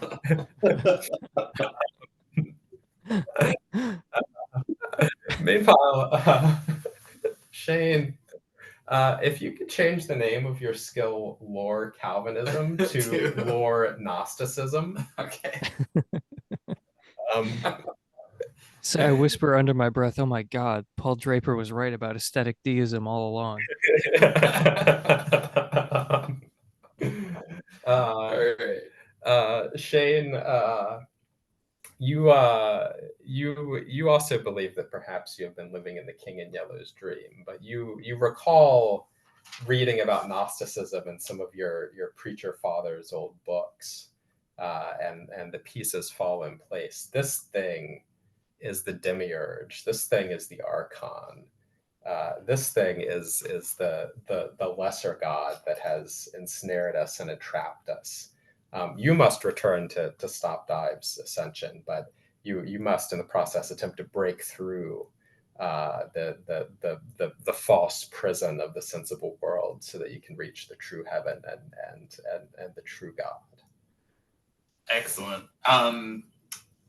In line with his discovery that the certain key doctrines of Gnosticism are true,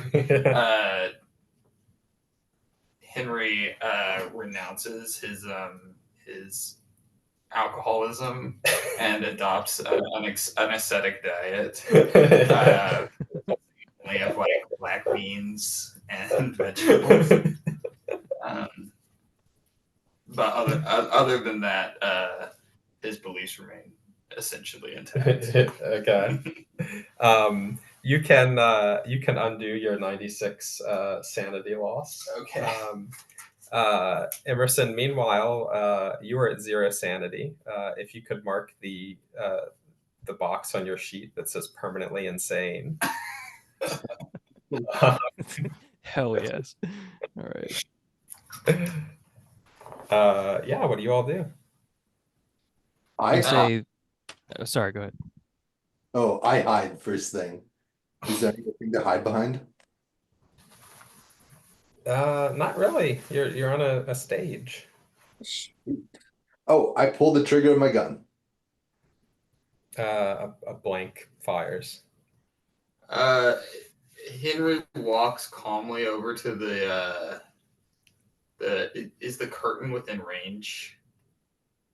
Yeah, it's just, I mean, you can just reach out and grab it. Yeah. I go and I pick up the curtain and look underneath. Yeah.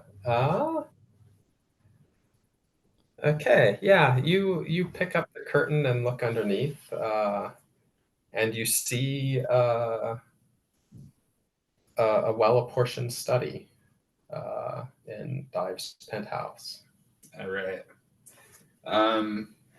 Yeah, I crawl out underneath and look.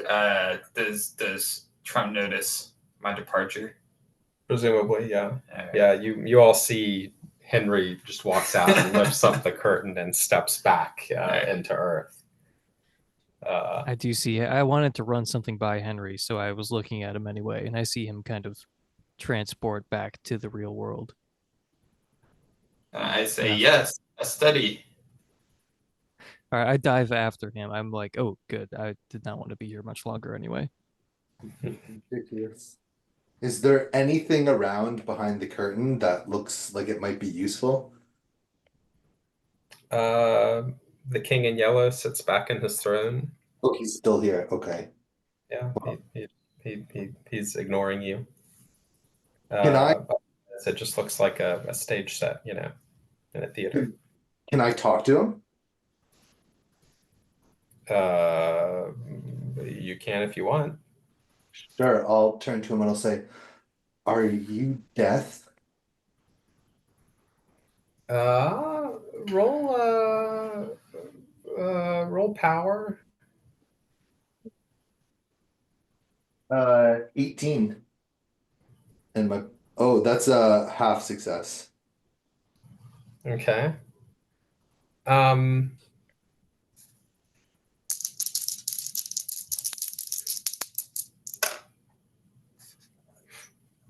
he does not speak back to you, but you feel as if you are speaking to death on some primal level in his non-response, and you lose 13 sanity. Okay. Let me write Uh, that down. This is how much sanity have you lost? Let me see. 62 minus 13 is 49 sanity altogether, and I was originally at 80. So I'm almost Okay. Yeah. So if you could mark the box that says indefinitely insane on your okay. you're now having a bout of madness. I'll let you decide what form that takes. Um, um, oh boy. Uh, Maybe that she feels like everyone around her kind of turns away from her, though there's no one around her right now. But maybe she feels very suddenly disconnected from everyone. Um, like if they were to be around, they wouldn't allow her to see their face. Uh, and she feels extremely isolated. Okay. And do you follow the others out of Carcosa? Yes, I will follow them out, and I will try to just be like, Henry, look at me, please, Henry, look at me. Um, I look over my shoulder knowingly as I'm departing from underneath the curtain and say, "We must release our spiritual bodies from these fleshly confines." And I keep walking. Now, if I'm insane and my insanity is that I feel like I can't connect with a person and that they will not like look at me or pay attention to me, do I just not notice, or does that like break? Maybe you think he's talking to someone else. Yeah. Or maybe I just like I hear him say that, but he's just like it's like he didn't turn around, just the back of his head. Yeah. Yeah, that definitely weirds me out. But I'll follow. Yeah. Okay, the three of you re-enter the study. You see the man who did the tarot reading earlier. Uh, he holds up his hand. He's like, "You were not meant to escape," and begins chanting something. Um, I'm do- does I'm profoundly offended that a Frenchman is telling me what I was or was not meant to do. But I'm also still curious about what a hierophant is. So I say, yeah. Do you know what a hierophant is? uh, and do you have smallpox? all of you roll power, please. 12. We're Okay. good. What level of success is that? Let me see. I rolled a 98. Ooh. Okay. 12. That's the median. Doesn't matter, unfortunately, because he's rolled a critical success. All of you begin to feel your skin and muscles on the outside like calcify, as if you're being turned into stone or living statue or something. Okay. As he's chanting. Okay, my guns were turned to props, but as we entered back into the world, do I have them again, or were they lost? You have them again. I mean, they look normal to you. You are having difficulty moving because your skin is being calcified. Would I be able to shoot him before the effect takes into effect? Or So you could have shot him immediately. I'll say if you get an extreme success on a dex roll, you can do it. Something 45, no. Okay. I'm assuming my brass knuckles aren't any use at this point. Yeah, you're also being calcified.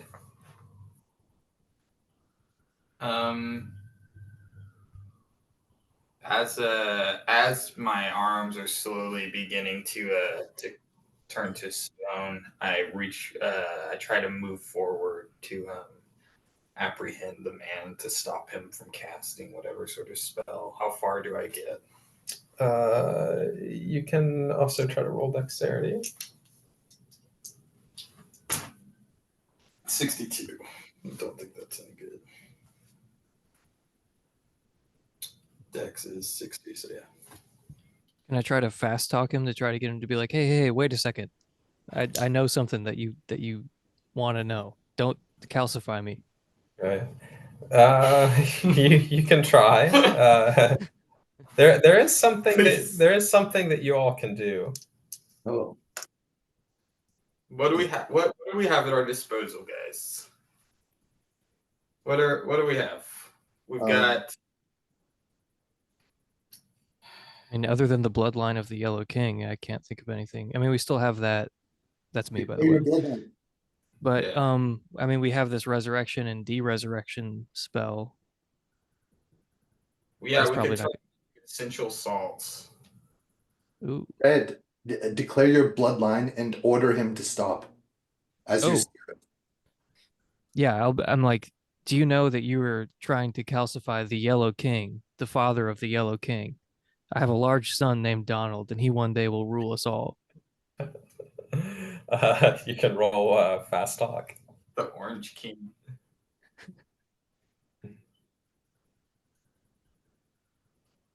18.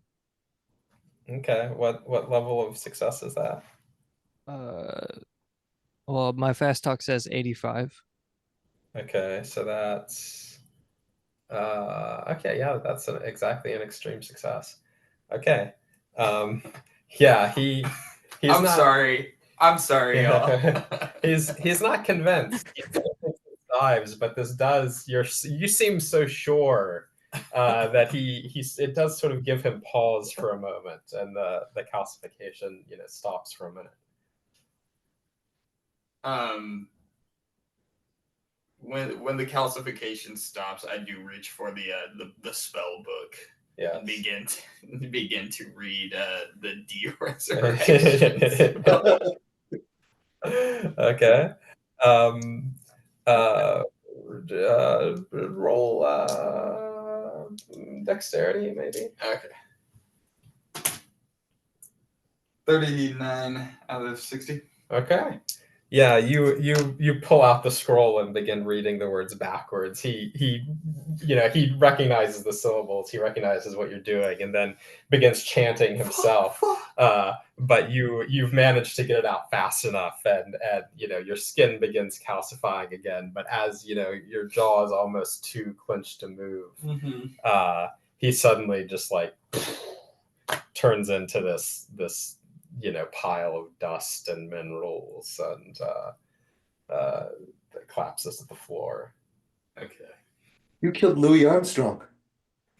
that guy was not the Louis Armstrong. Oh, Thank you. I Yeah. say the only good Frenchman is a dead Frenchman. Oh, right. And as he dies, your skin returns to normal. Are the cards that he had still remaining, or were they also destroyed? No, they're there. All right, I go no, I still don't pick up the cards because I don't know if he had smallpox or not. I grab Henry by the shoulders. I said, "Listen, Henry, we got to stop dives. You agree with me on that, right?" I agree with you about stopping dives. Right. And then I kind of look shiftily around in a way that is not suspicious at all. And then I say, let's go. And I kind of think to myself, I'm like, wait, why do you agree with stopping dives? Never mind. Okay, we both agree about stopping dives. Perhaps for different reasons, but I'm okay with that. We can form a strategic alliance for now. Yes, there are definitely reasons that will remain aligned for the foreseeable future. So there's absolutely no reason why we shouldn't work together, my good friends. Dives is not meant to be the Yellow King. We agree on that much. Absolutely. All right. I need to stop this monster. We should probably go back downstairs and see if we can figure out where this man is lurking. I pull out my brass knuckles. And I say, yeah. Okay, wait, where's Catherine? What happened to Catherine? I think I'm with you guys. Okay, cool. I'm just Come on. like You're out.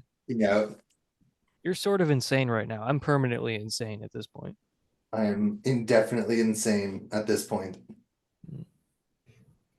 Yeah, so you all rush downstairs. Yeah. Sure. What do we see? First you hear chanting. You hear Dives' voice. I am the last and terrible king.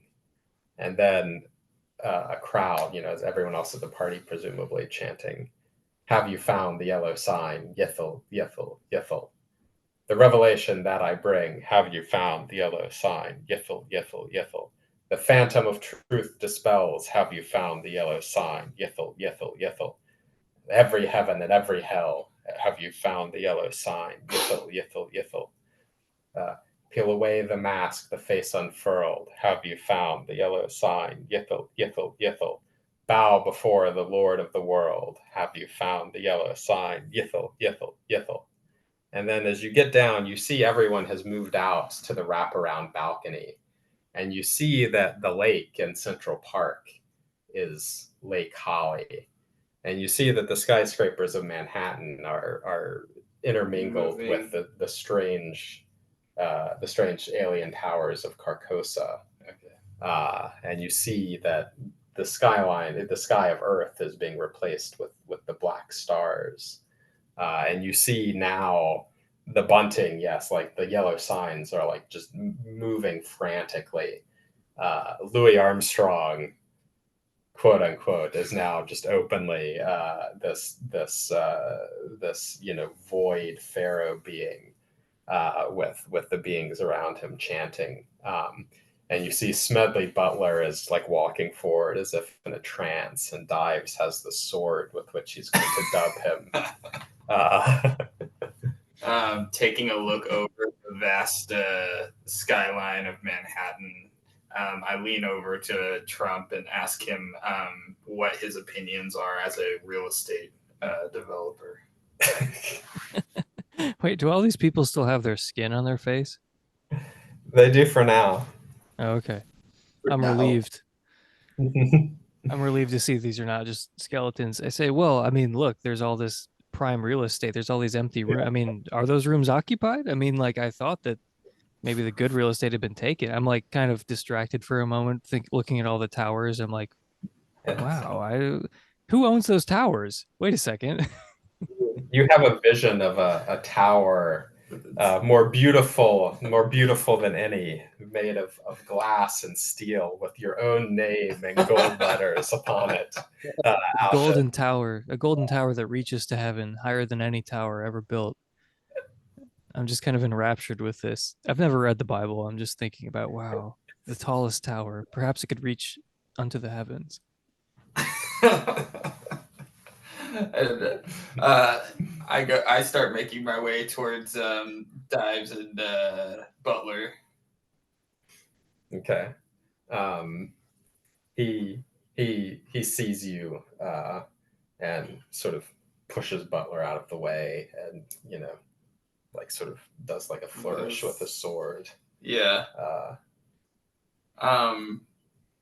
I call from across the room and I say, Dives, I totally get why you were not reaching out to try and contact me for all this time. You've become fucking weird. And we can't let you continue. We will restore the proper dominion of the true God of the universe, and smite your Sethian aberration from the cosmos. I don't fully understand what Henry's saying. I think he might be talking about me, and I'm like, yeah. You tell him, Henry.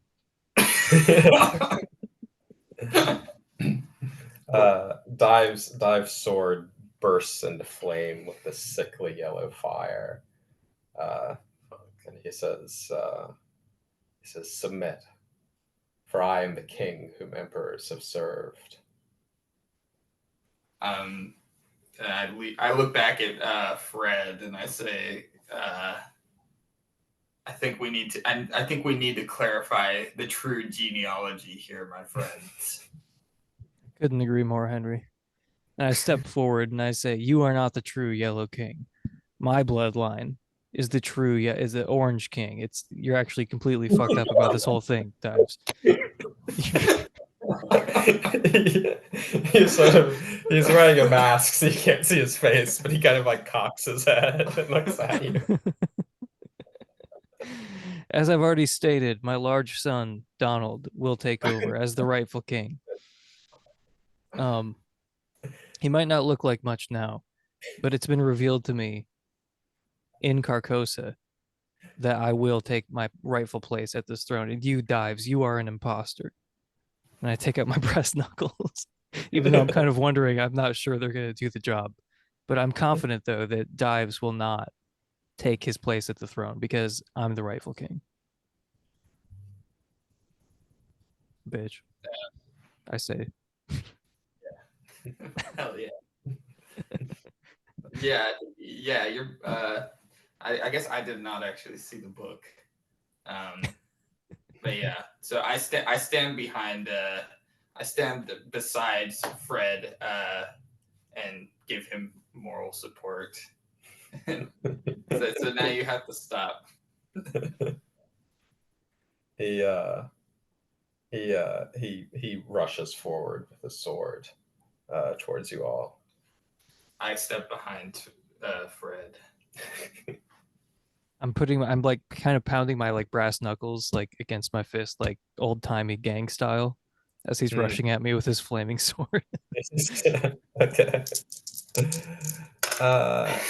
Everyone roll dexterity if you would. 7. So is that 12. an extreme? I think so. Half success. Okay. Yeah. All right. You go first, Henry. I take out my sawn-off shotgun, Mm-hmm. and I'm just gonna take actually, I begin by I take out the other people in the crowd. I'm trying to clear the field. He just begins shooting the people in the crowd. Yeah, I don't want to kill Debs. I need him here. So I'm gonna start. Yeah, the other cultists who are in the vicinity. Yeah. I start clearing the field. It seems so as you look. I mean, it seems like at least some of these people were entranced and are now that the ceremony has been disrupted, are kind of dazed. Oh no! Okay. So you're not sure that they're all. Yeah, you're not sure that they're all cultists. Oh, okay. Yeah, I actually okay. Then in that case, I take out my weapon, and is there anything above me or in the room? No, you're out on a balcony that's been cleared so that people can Okay. stand out there. Is there anything flammable in the vicinity? Are there any like candles? Any? You can roll. torches? Yeah, you can roll. Yeah, actually, they're probably. Well, yeah, roll luck. All right. Can you guys give me 1 second just to use the bathroom? I'll be back in like 30 seconds. God damn it, Emerson. I will also disappear for a minute. Jesus. 69. And what is your luck? Let's see. 75. Okay. Yeah, there are some torches and things. All right. I know what I'm gonna do. All right.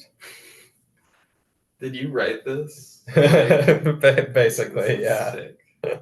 This is so funny. There's a scenario called Tatterdemalion that I took some of the like very basic plot elements from. I would totally rerun this exact story with like I want to like come up with different characters and like get like a group together.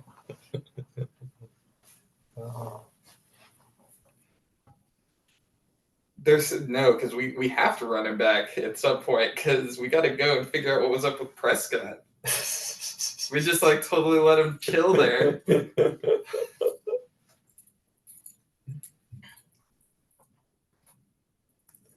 Boy, this has been more than 30 seconds. He's down in White Claws. All right.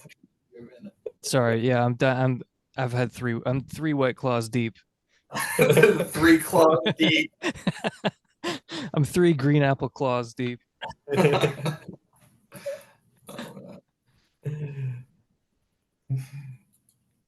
Doc. That's Right. that we need to have a campaign where we all played various members of like the Trump family and we're all downing White Claws the whole time. Excuse me. I am the king. I'm the best king of Carcosa. Lovely place. People say I'm not the king. Of course I'm the king. I've always been the king. They And then said I four- was the king. I was the king, folks. Then 4 seconds later, I'm not the king. No one ever said I was the king. Why are these people saying I'm the king? They asked me about Carcosa, but I've never heard of Carcosa. Okay, I don't know whatever Carcosa 2025. I don't know what that is. Okay. I don't like to use the word Carcosa. It's spelled. It's got a beautiful spelling. CRA. I met the king of Carcosa. He's a nice guy. The yellow sign, folks. The yellow sign. I have found the yellow sign. Okay, many people are saying I have found the yellow sign. Like some people, they haven't found the yellow sign, and let me tell you, they are not so nice. Okay. Henry, it's your turn.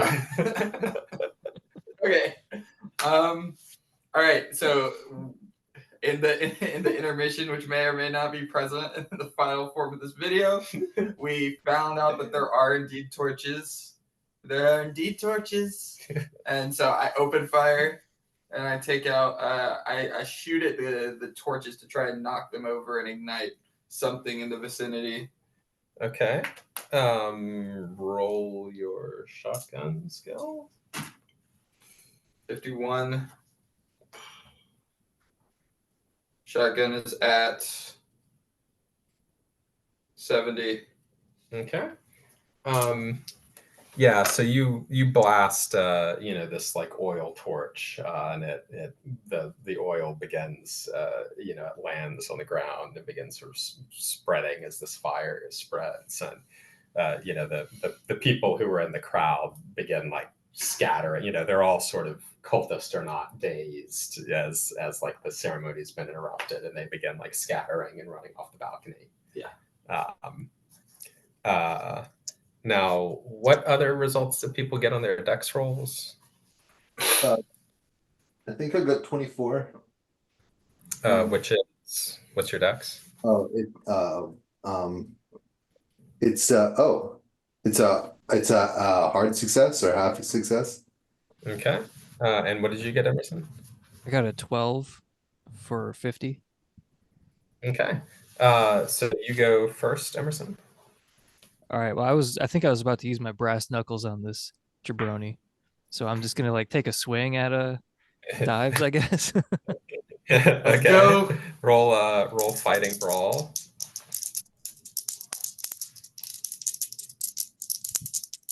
A 49. Okay. And what's your skill? My skill. Okay, on brawl, it doesn't say. Where am I supposed to be looking? Fighting brawl in the list of all the other skills. Fighting brawl. Oh, fighting brawl is 55, and I got a Okay. 49. That's a regular success. He failed. Nice. Yeah, so you rush in. He tries to hit you with his sword, and you manage, to like you sort of like step back, and he misses, and then you go in with your brass knuckles and like hit him right in his mask. Roll a d3 and add one. So you can just roll a d4 if you have one, and re-roll if it's a 4. Yeah, yeah. All right, my D4 came up a 1. Okay.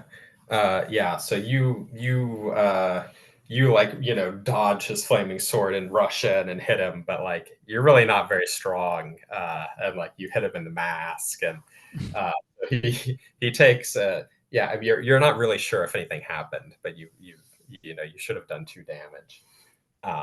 Lance, it's your turn. Okay. Yeah, in my insanity, I feel like everyone's pointedly ignoring me and like turning away, not looking at me. Of course, it's just because I'm the least interesting thing in the room right now. But I guess I pull myself together and remember that we dives is the target. I guess I need to be within 15 yards.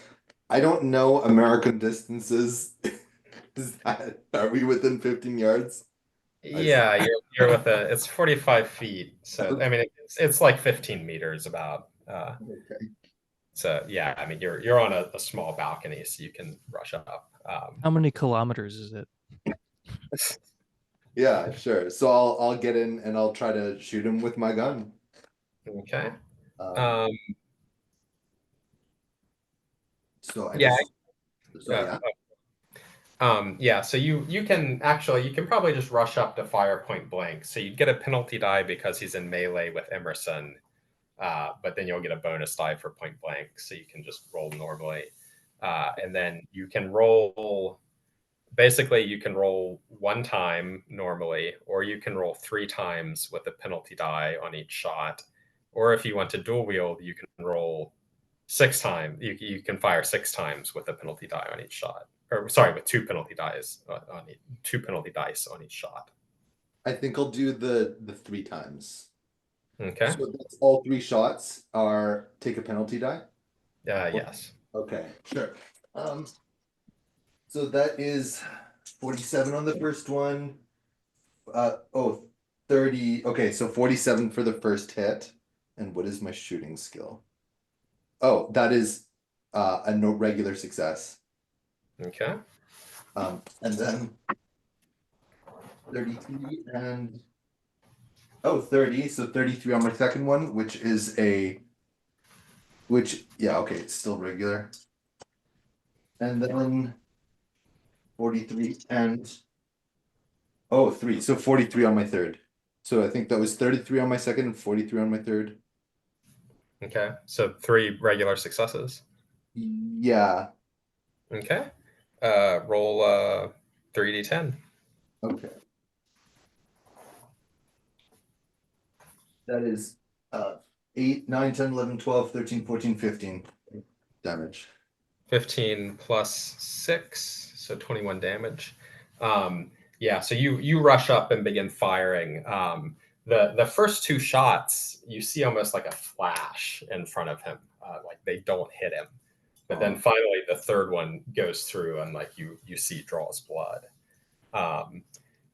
It's now his turn, so he's going to take another swipe at Fred Trump.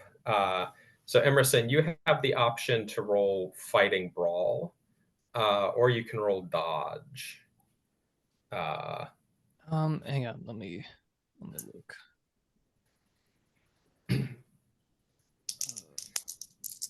My dodge is pretty low, but my fighting brawl. Okay, I'm gonna go with fighting brawl. Okay. And I rolled a 46, and my brawl is a 55, so that's a success. Okay. So unfortunately, he has a hard success. So yeah, you try to hit him again now that he's been wounded. You hope, and he just like slashes you with this flaming sword. Ooh. And you're gonna take.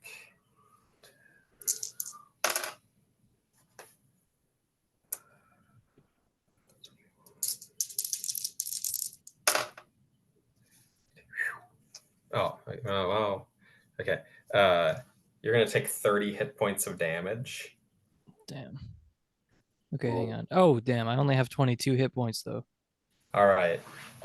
So Dives rushes up and just slashes Fred Trump, and his body just bursts into flames, and he falls to the ground. We're not done yet, though. Don't worry. It's your turn, Henry. All right, I gotta do two things. First is, where is Catherine in the vicinity relative to me?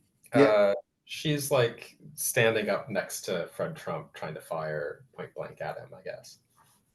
Okay. And Fred Trump is deceased. No, I'm on fire. I'm flaming right now, and I'm saying, but I was the Yellow King. No. You would assume so. I want to first. I yell to Catherine, and I throw Catherine the book containing the resurrection and de-resurrection spells. Okay. And then I yell at Dives and take aim to fire my second round in my sawed-off shotgun. Okay. You can roll 91. Okay, so that's good. You could spend luck. Okay, yeah. If you have enough. Let me see.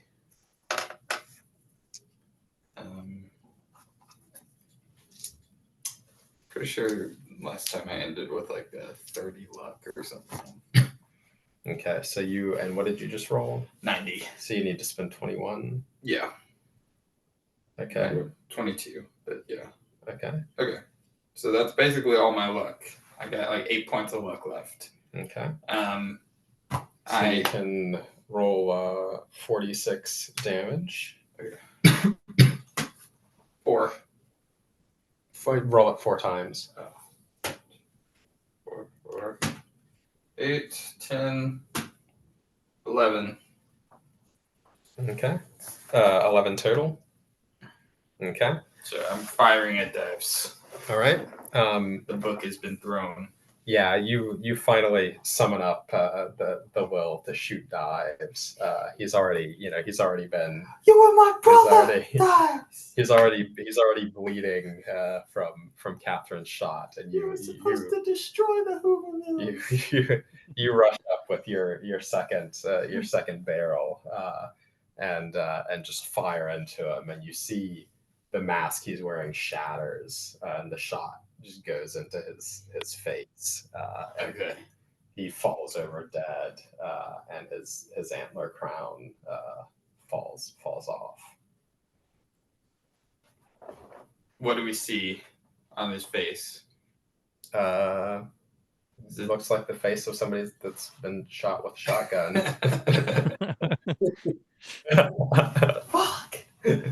All right. Okay. Am I still like smoldering in the corner? Yeah, you're dead. Damn. I'm never gonna make it out of one of these things alive. And I just realized the same stupid thing. I didn't use any of my luck points this entire game. Those could have come in handy, which I had a lot of them too. But anyway, You may still make it out alive. I turned to Henry and I catch the book and I look down at Fred. I say, should I resurrect him? Nah. I was gonna say I don't know how many close friends Fred Trump has who really want to go to the trouble of resurrecting him. No, fuck that dude. He's a fucking. He's like the child of the demiurge. We are the keepers of this secret knowledge. And I like kneel down to my friend and I'm like, Dives, you were like a brother to me. Rest well in hell, dude. Like, I don't know what to say. The fire that you started is spreading. Yeah, I'm still sobbing. So is there still danger? What is going on with everyone else? Everyone else has like run off. They're trying to get in the elevator, go down, whatever. And I mean, the penthouse is now on fire. The fire is spread to the inside. You can hear sirens. There's some staircase or whatever, emergency staircase that can be accessed that people are going down. Yeah. What floor are we on? 26. Oh boy. Okay. But wait, so sorry, what about the Pharaoh character? You're not sure where he is. Okay. Oh boy. Okay, so Fred is dead, and Henry, I don't know what we should do. I don't know. We can die here. We gotta pick somebody to resurrect who can restore order to this corrupt world that has been that is under threat. I have an idea. Yeah. While he's burning. I have an idea. Okay. What's your idea? People say that Dives thought he was the Yellow King. I call him Ditzy Dives. He's not the Yellow King. My boy's the Yellow King. And no one has any sympathy for a funky ass white boy like Fred Trump. I'm just sitting here dying. No one's gonna resurrect me. No one's gonna resurrect Trump. We gotta resurrect. I think. Let's see.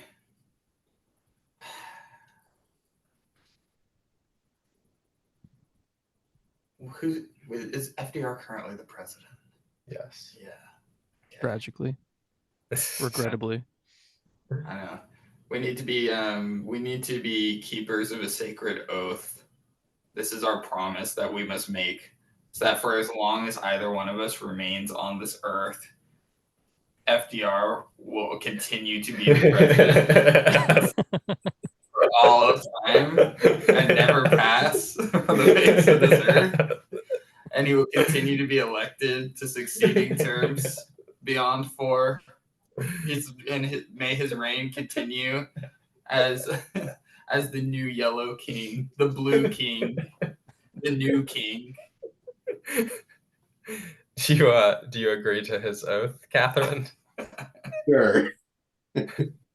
At this point, yeah. You know what? You probably should get out of the flaming penthouse before the police arrive. We begin to hurry. Is there an exit available to us? I'm not going back into that elevator. Yeah, there's probably some fire escape or something that you can access. Maybe people are running down that too. All right. Yeah, so you start heading down the fire escape. Emerson, we see, we see the towers of Carcosa fade and Central Park turn back to normal. The normal sky returns. But then, amidst the flame, we see, Fred Trump's body, and then the Pharaoh character appears standing over him. and he speaks the words of the resurrection spell as he sings. And I think to myself, what a wonderful world. And so Fred Trump is resurrected to fulfill his destiny. To guide my large son, Donald, to the throne. Oh my god. Do you want to give each of your characters an epilogue after this? What do you do next? Fred Um, Trump went on to do some extremely cool ass things, like some extremely non-objectionable things. Sadly, despite the fact that his men were ready that night, Smedley Butler and a bunch of other communists they completely fucked up the plot to restore order and justice and prosperity to America, and the tyrant FDR continued to reign. But the Yellow King will reign again, and it's not Dives. It's not Ditzy Dives. It's gonna be Trump. Anyway, so Fred Trump, as all good people and heroes, have a happy ending, proving that there is no God and that there's no justice. Anyway, yeah, Fred Trump, he just has a fantastic life, which is really awesome to think about.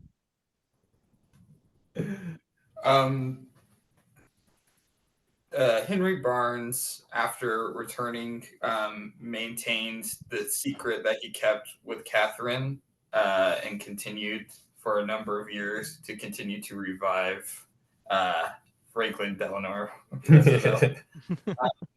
In his occupation, he returned based on his experience to the religious community of his youth, where he was eventually a pastor, and began to sway his church community from the doctrines of Calvinism to a kind of revised neo-Gnostic cult with extreme dietary restrictions. And he basically just chilled and read like Elaine Pagels and Marvin Myers for the rest of his life. And Lance, what do you think happens with Catherine? I guess, Catherine would go hug her daughter, maybe spend a long time thinking about what she agreed to and if it maybe doesn't make sense, but she doesn't want anyone associated with the Yellow King in power, so she goes along with it. She finds a good therapist and maybe works through some of this permanent insanity, however much can be possibly healed. And maybe moves back to Canada and spends a year just living in the bushes, hunting big game, trying to find herself again. Yeah. Wonderful. Well, thank you all for playing. That's the scenario. Donald Trump will return. May he reign for 1,000 years. That's the end credit scene. Who are you calling king? You just see like a pudgy orange hand lay its hand on the resurrection spell book. With McDonald's ketchup onto the tips of his fingers, just slowly lay on the spell book. I know the resurrection spell.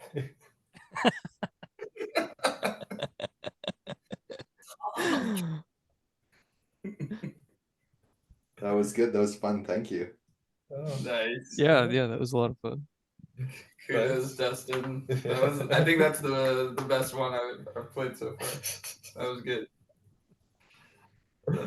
The whole Donald Trump lore does lend itself very well to like Lovecraftian horror.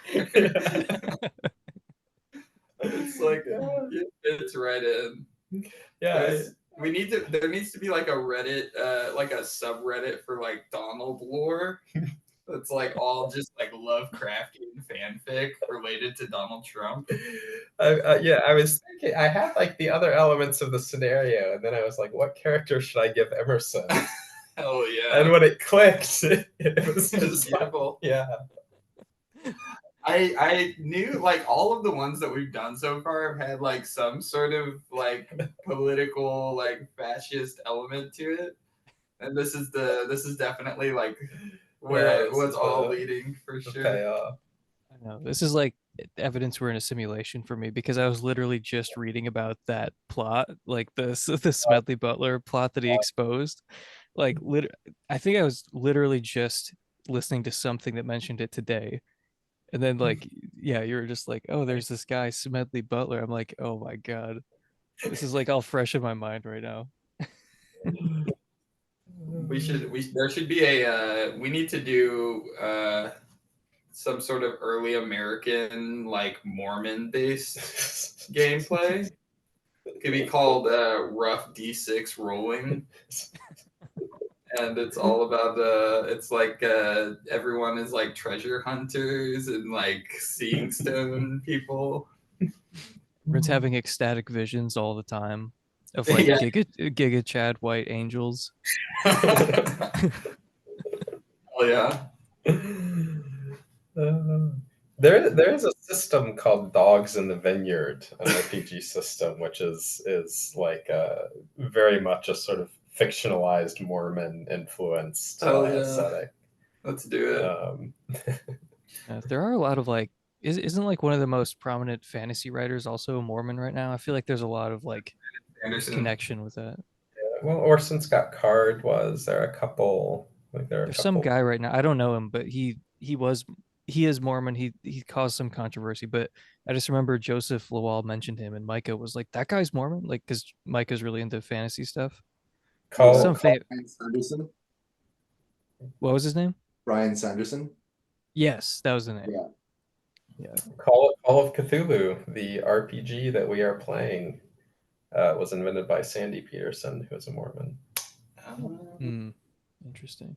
So perhaps hidden in the rules are Mormon secret, attempts to tell you about Cabal and heavenly marriage and Freemasonry. roll for polygamy. Yeah, Abraham's adventures in Egypt. Yeah, the book of Abraham. Yeah.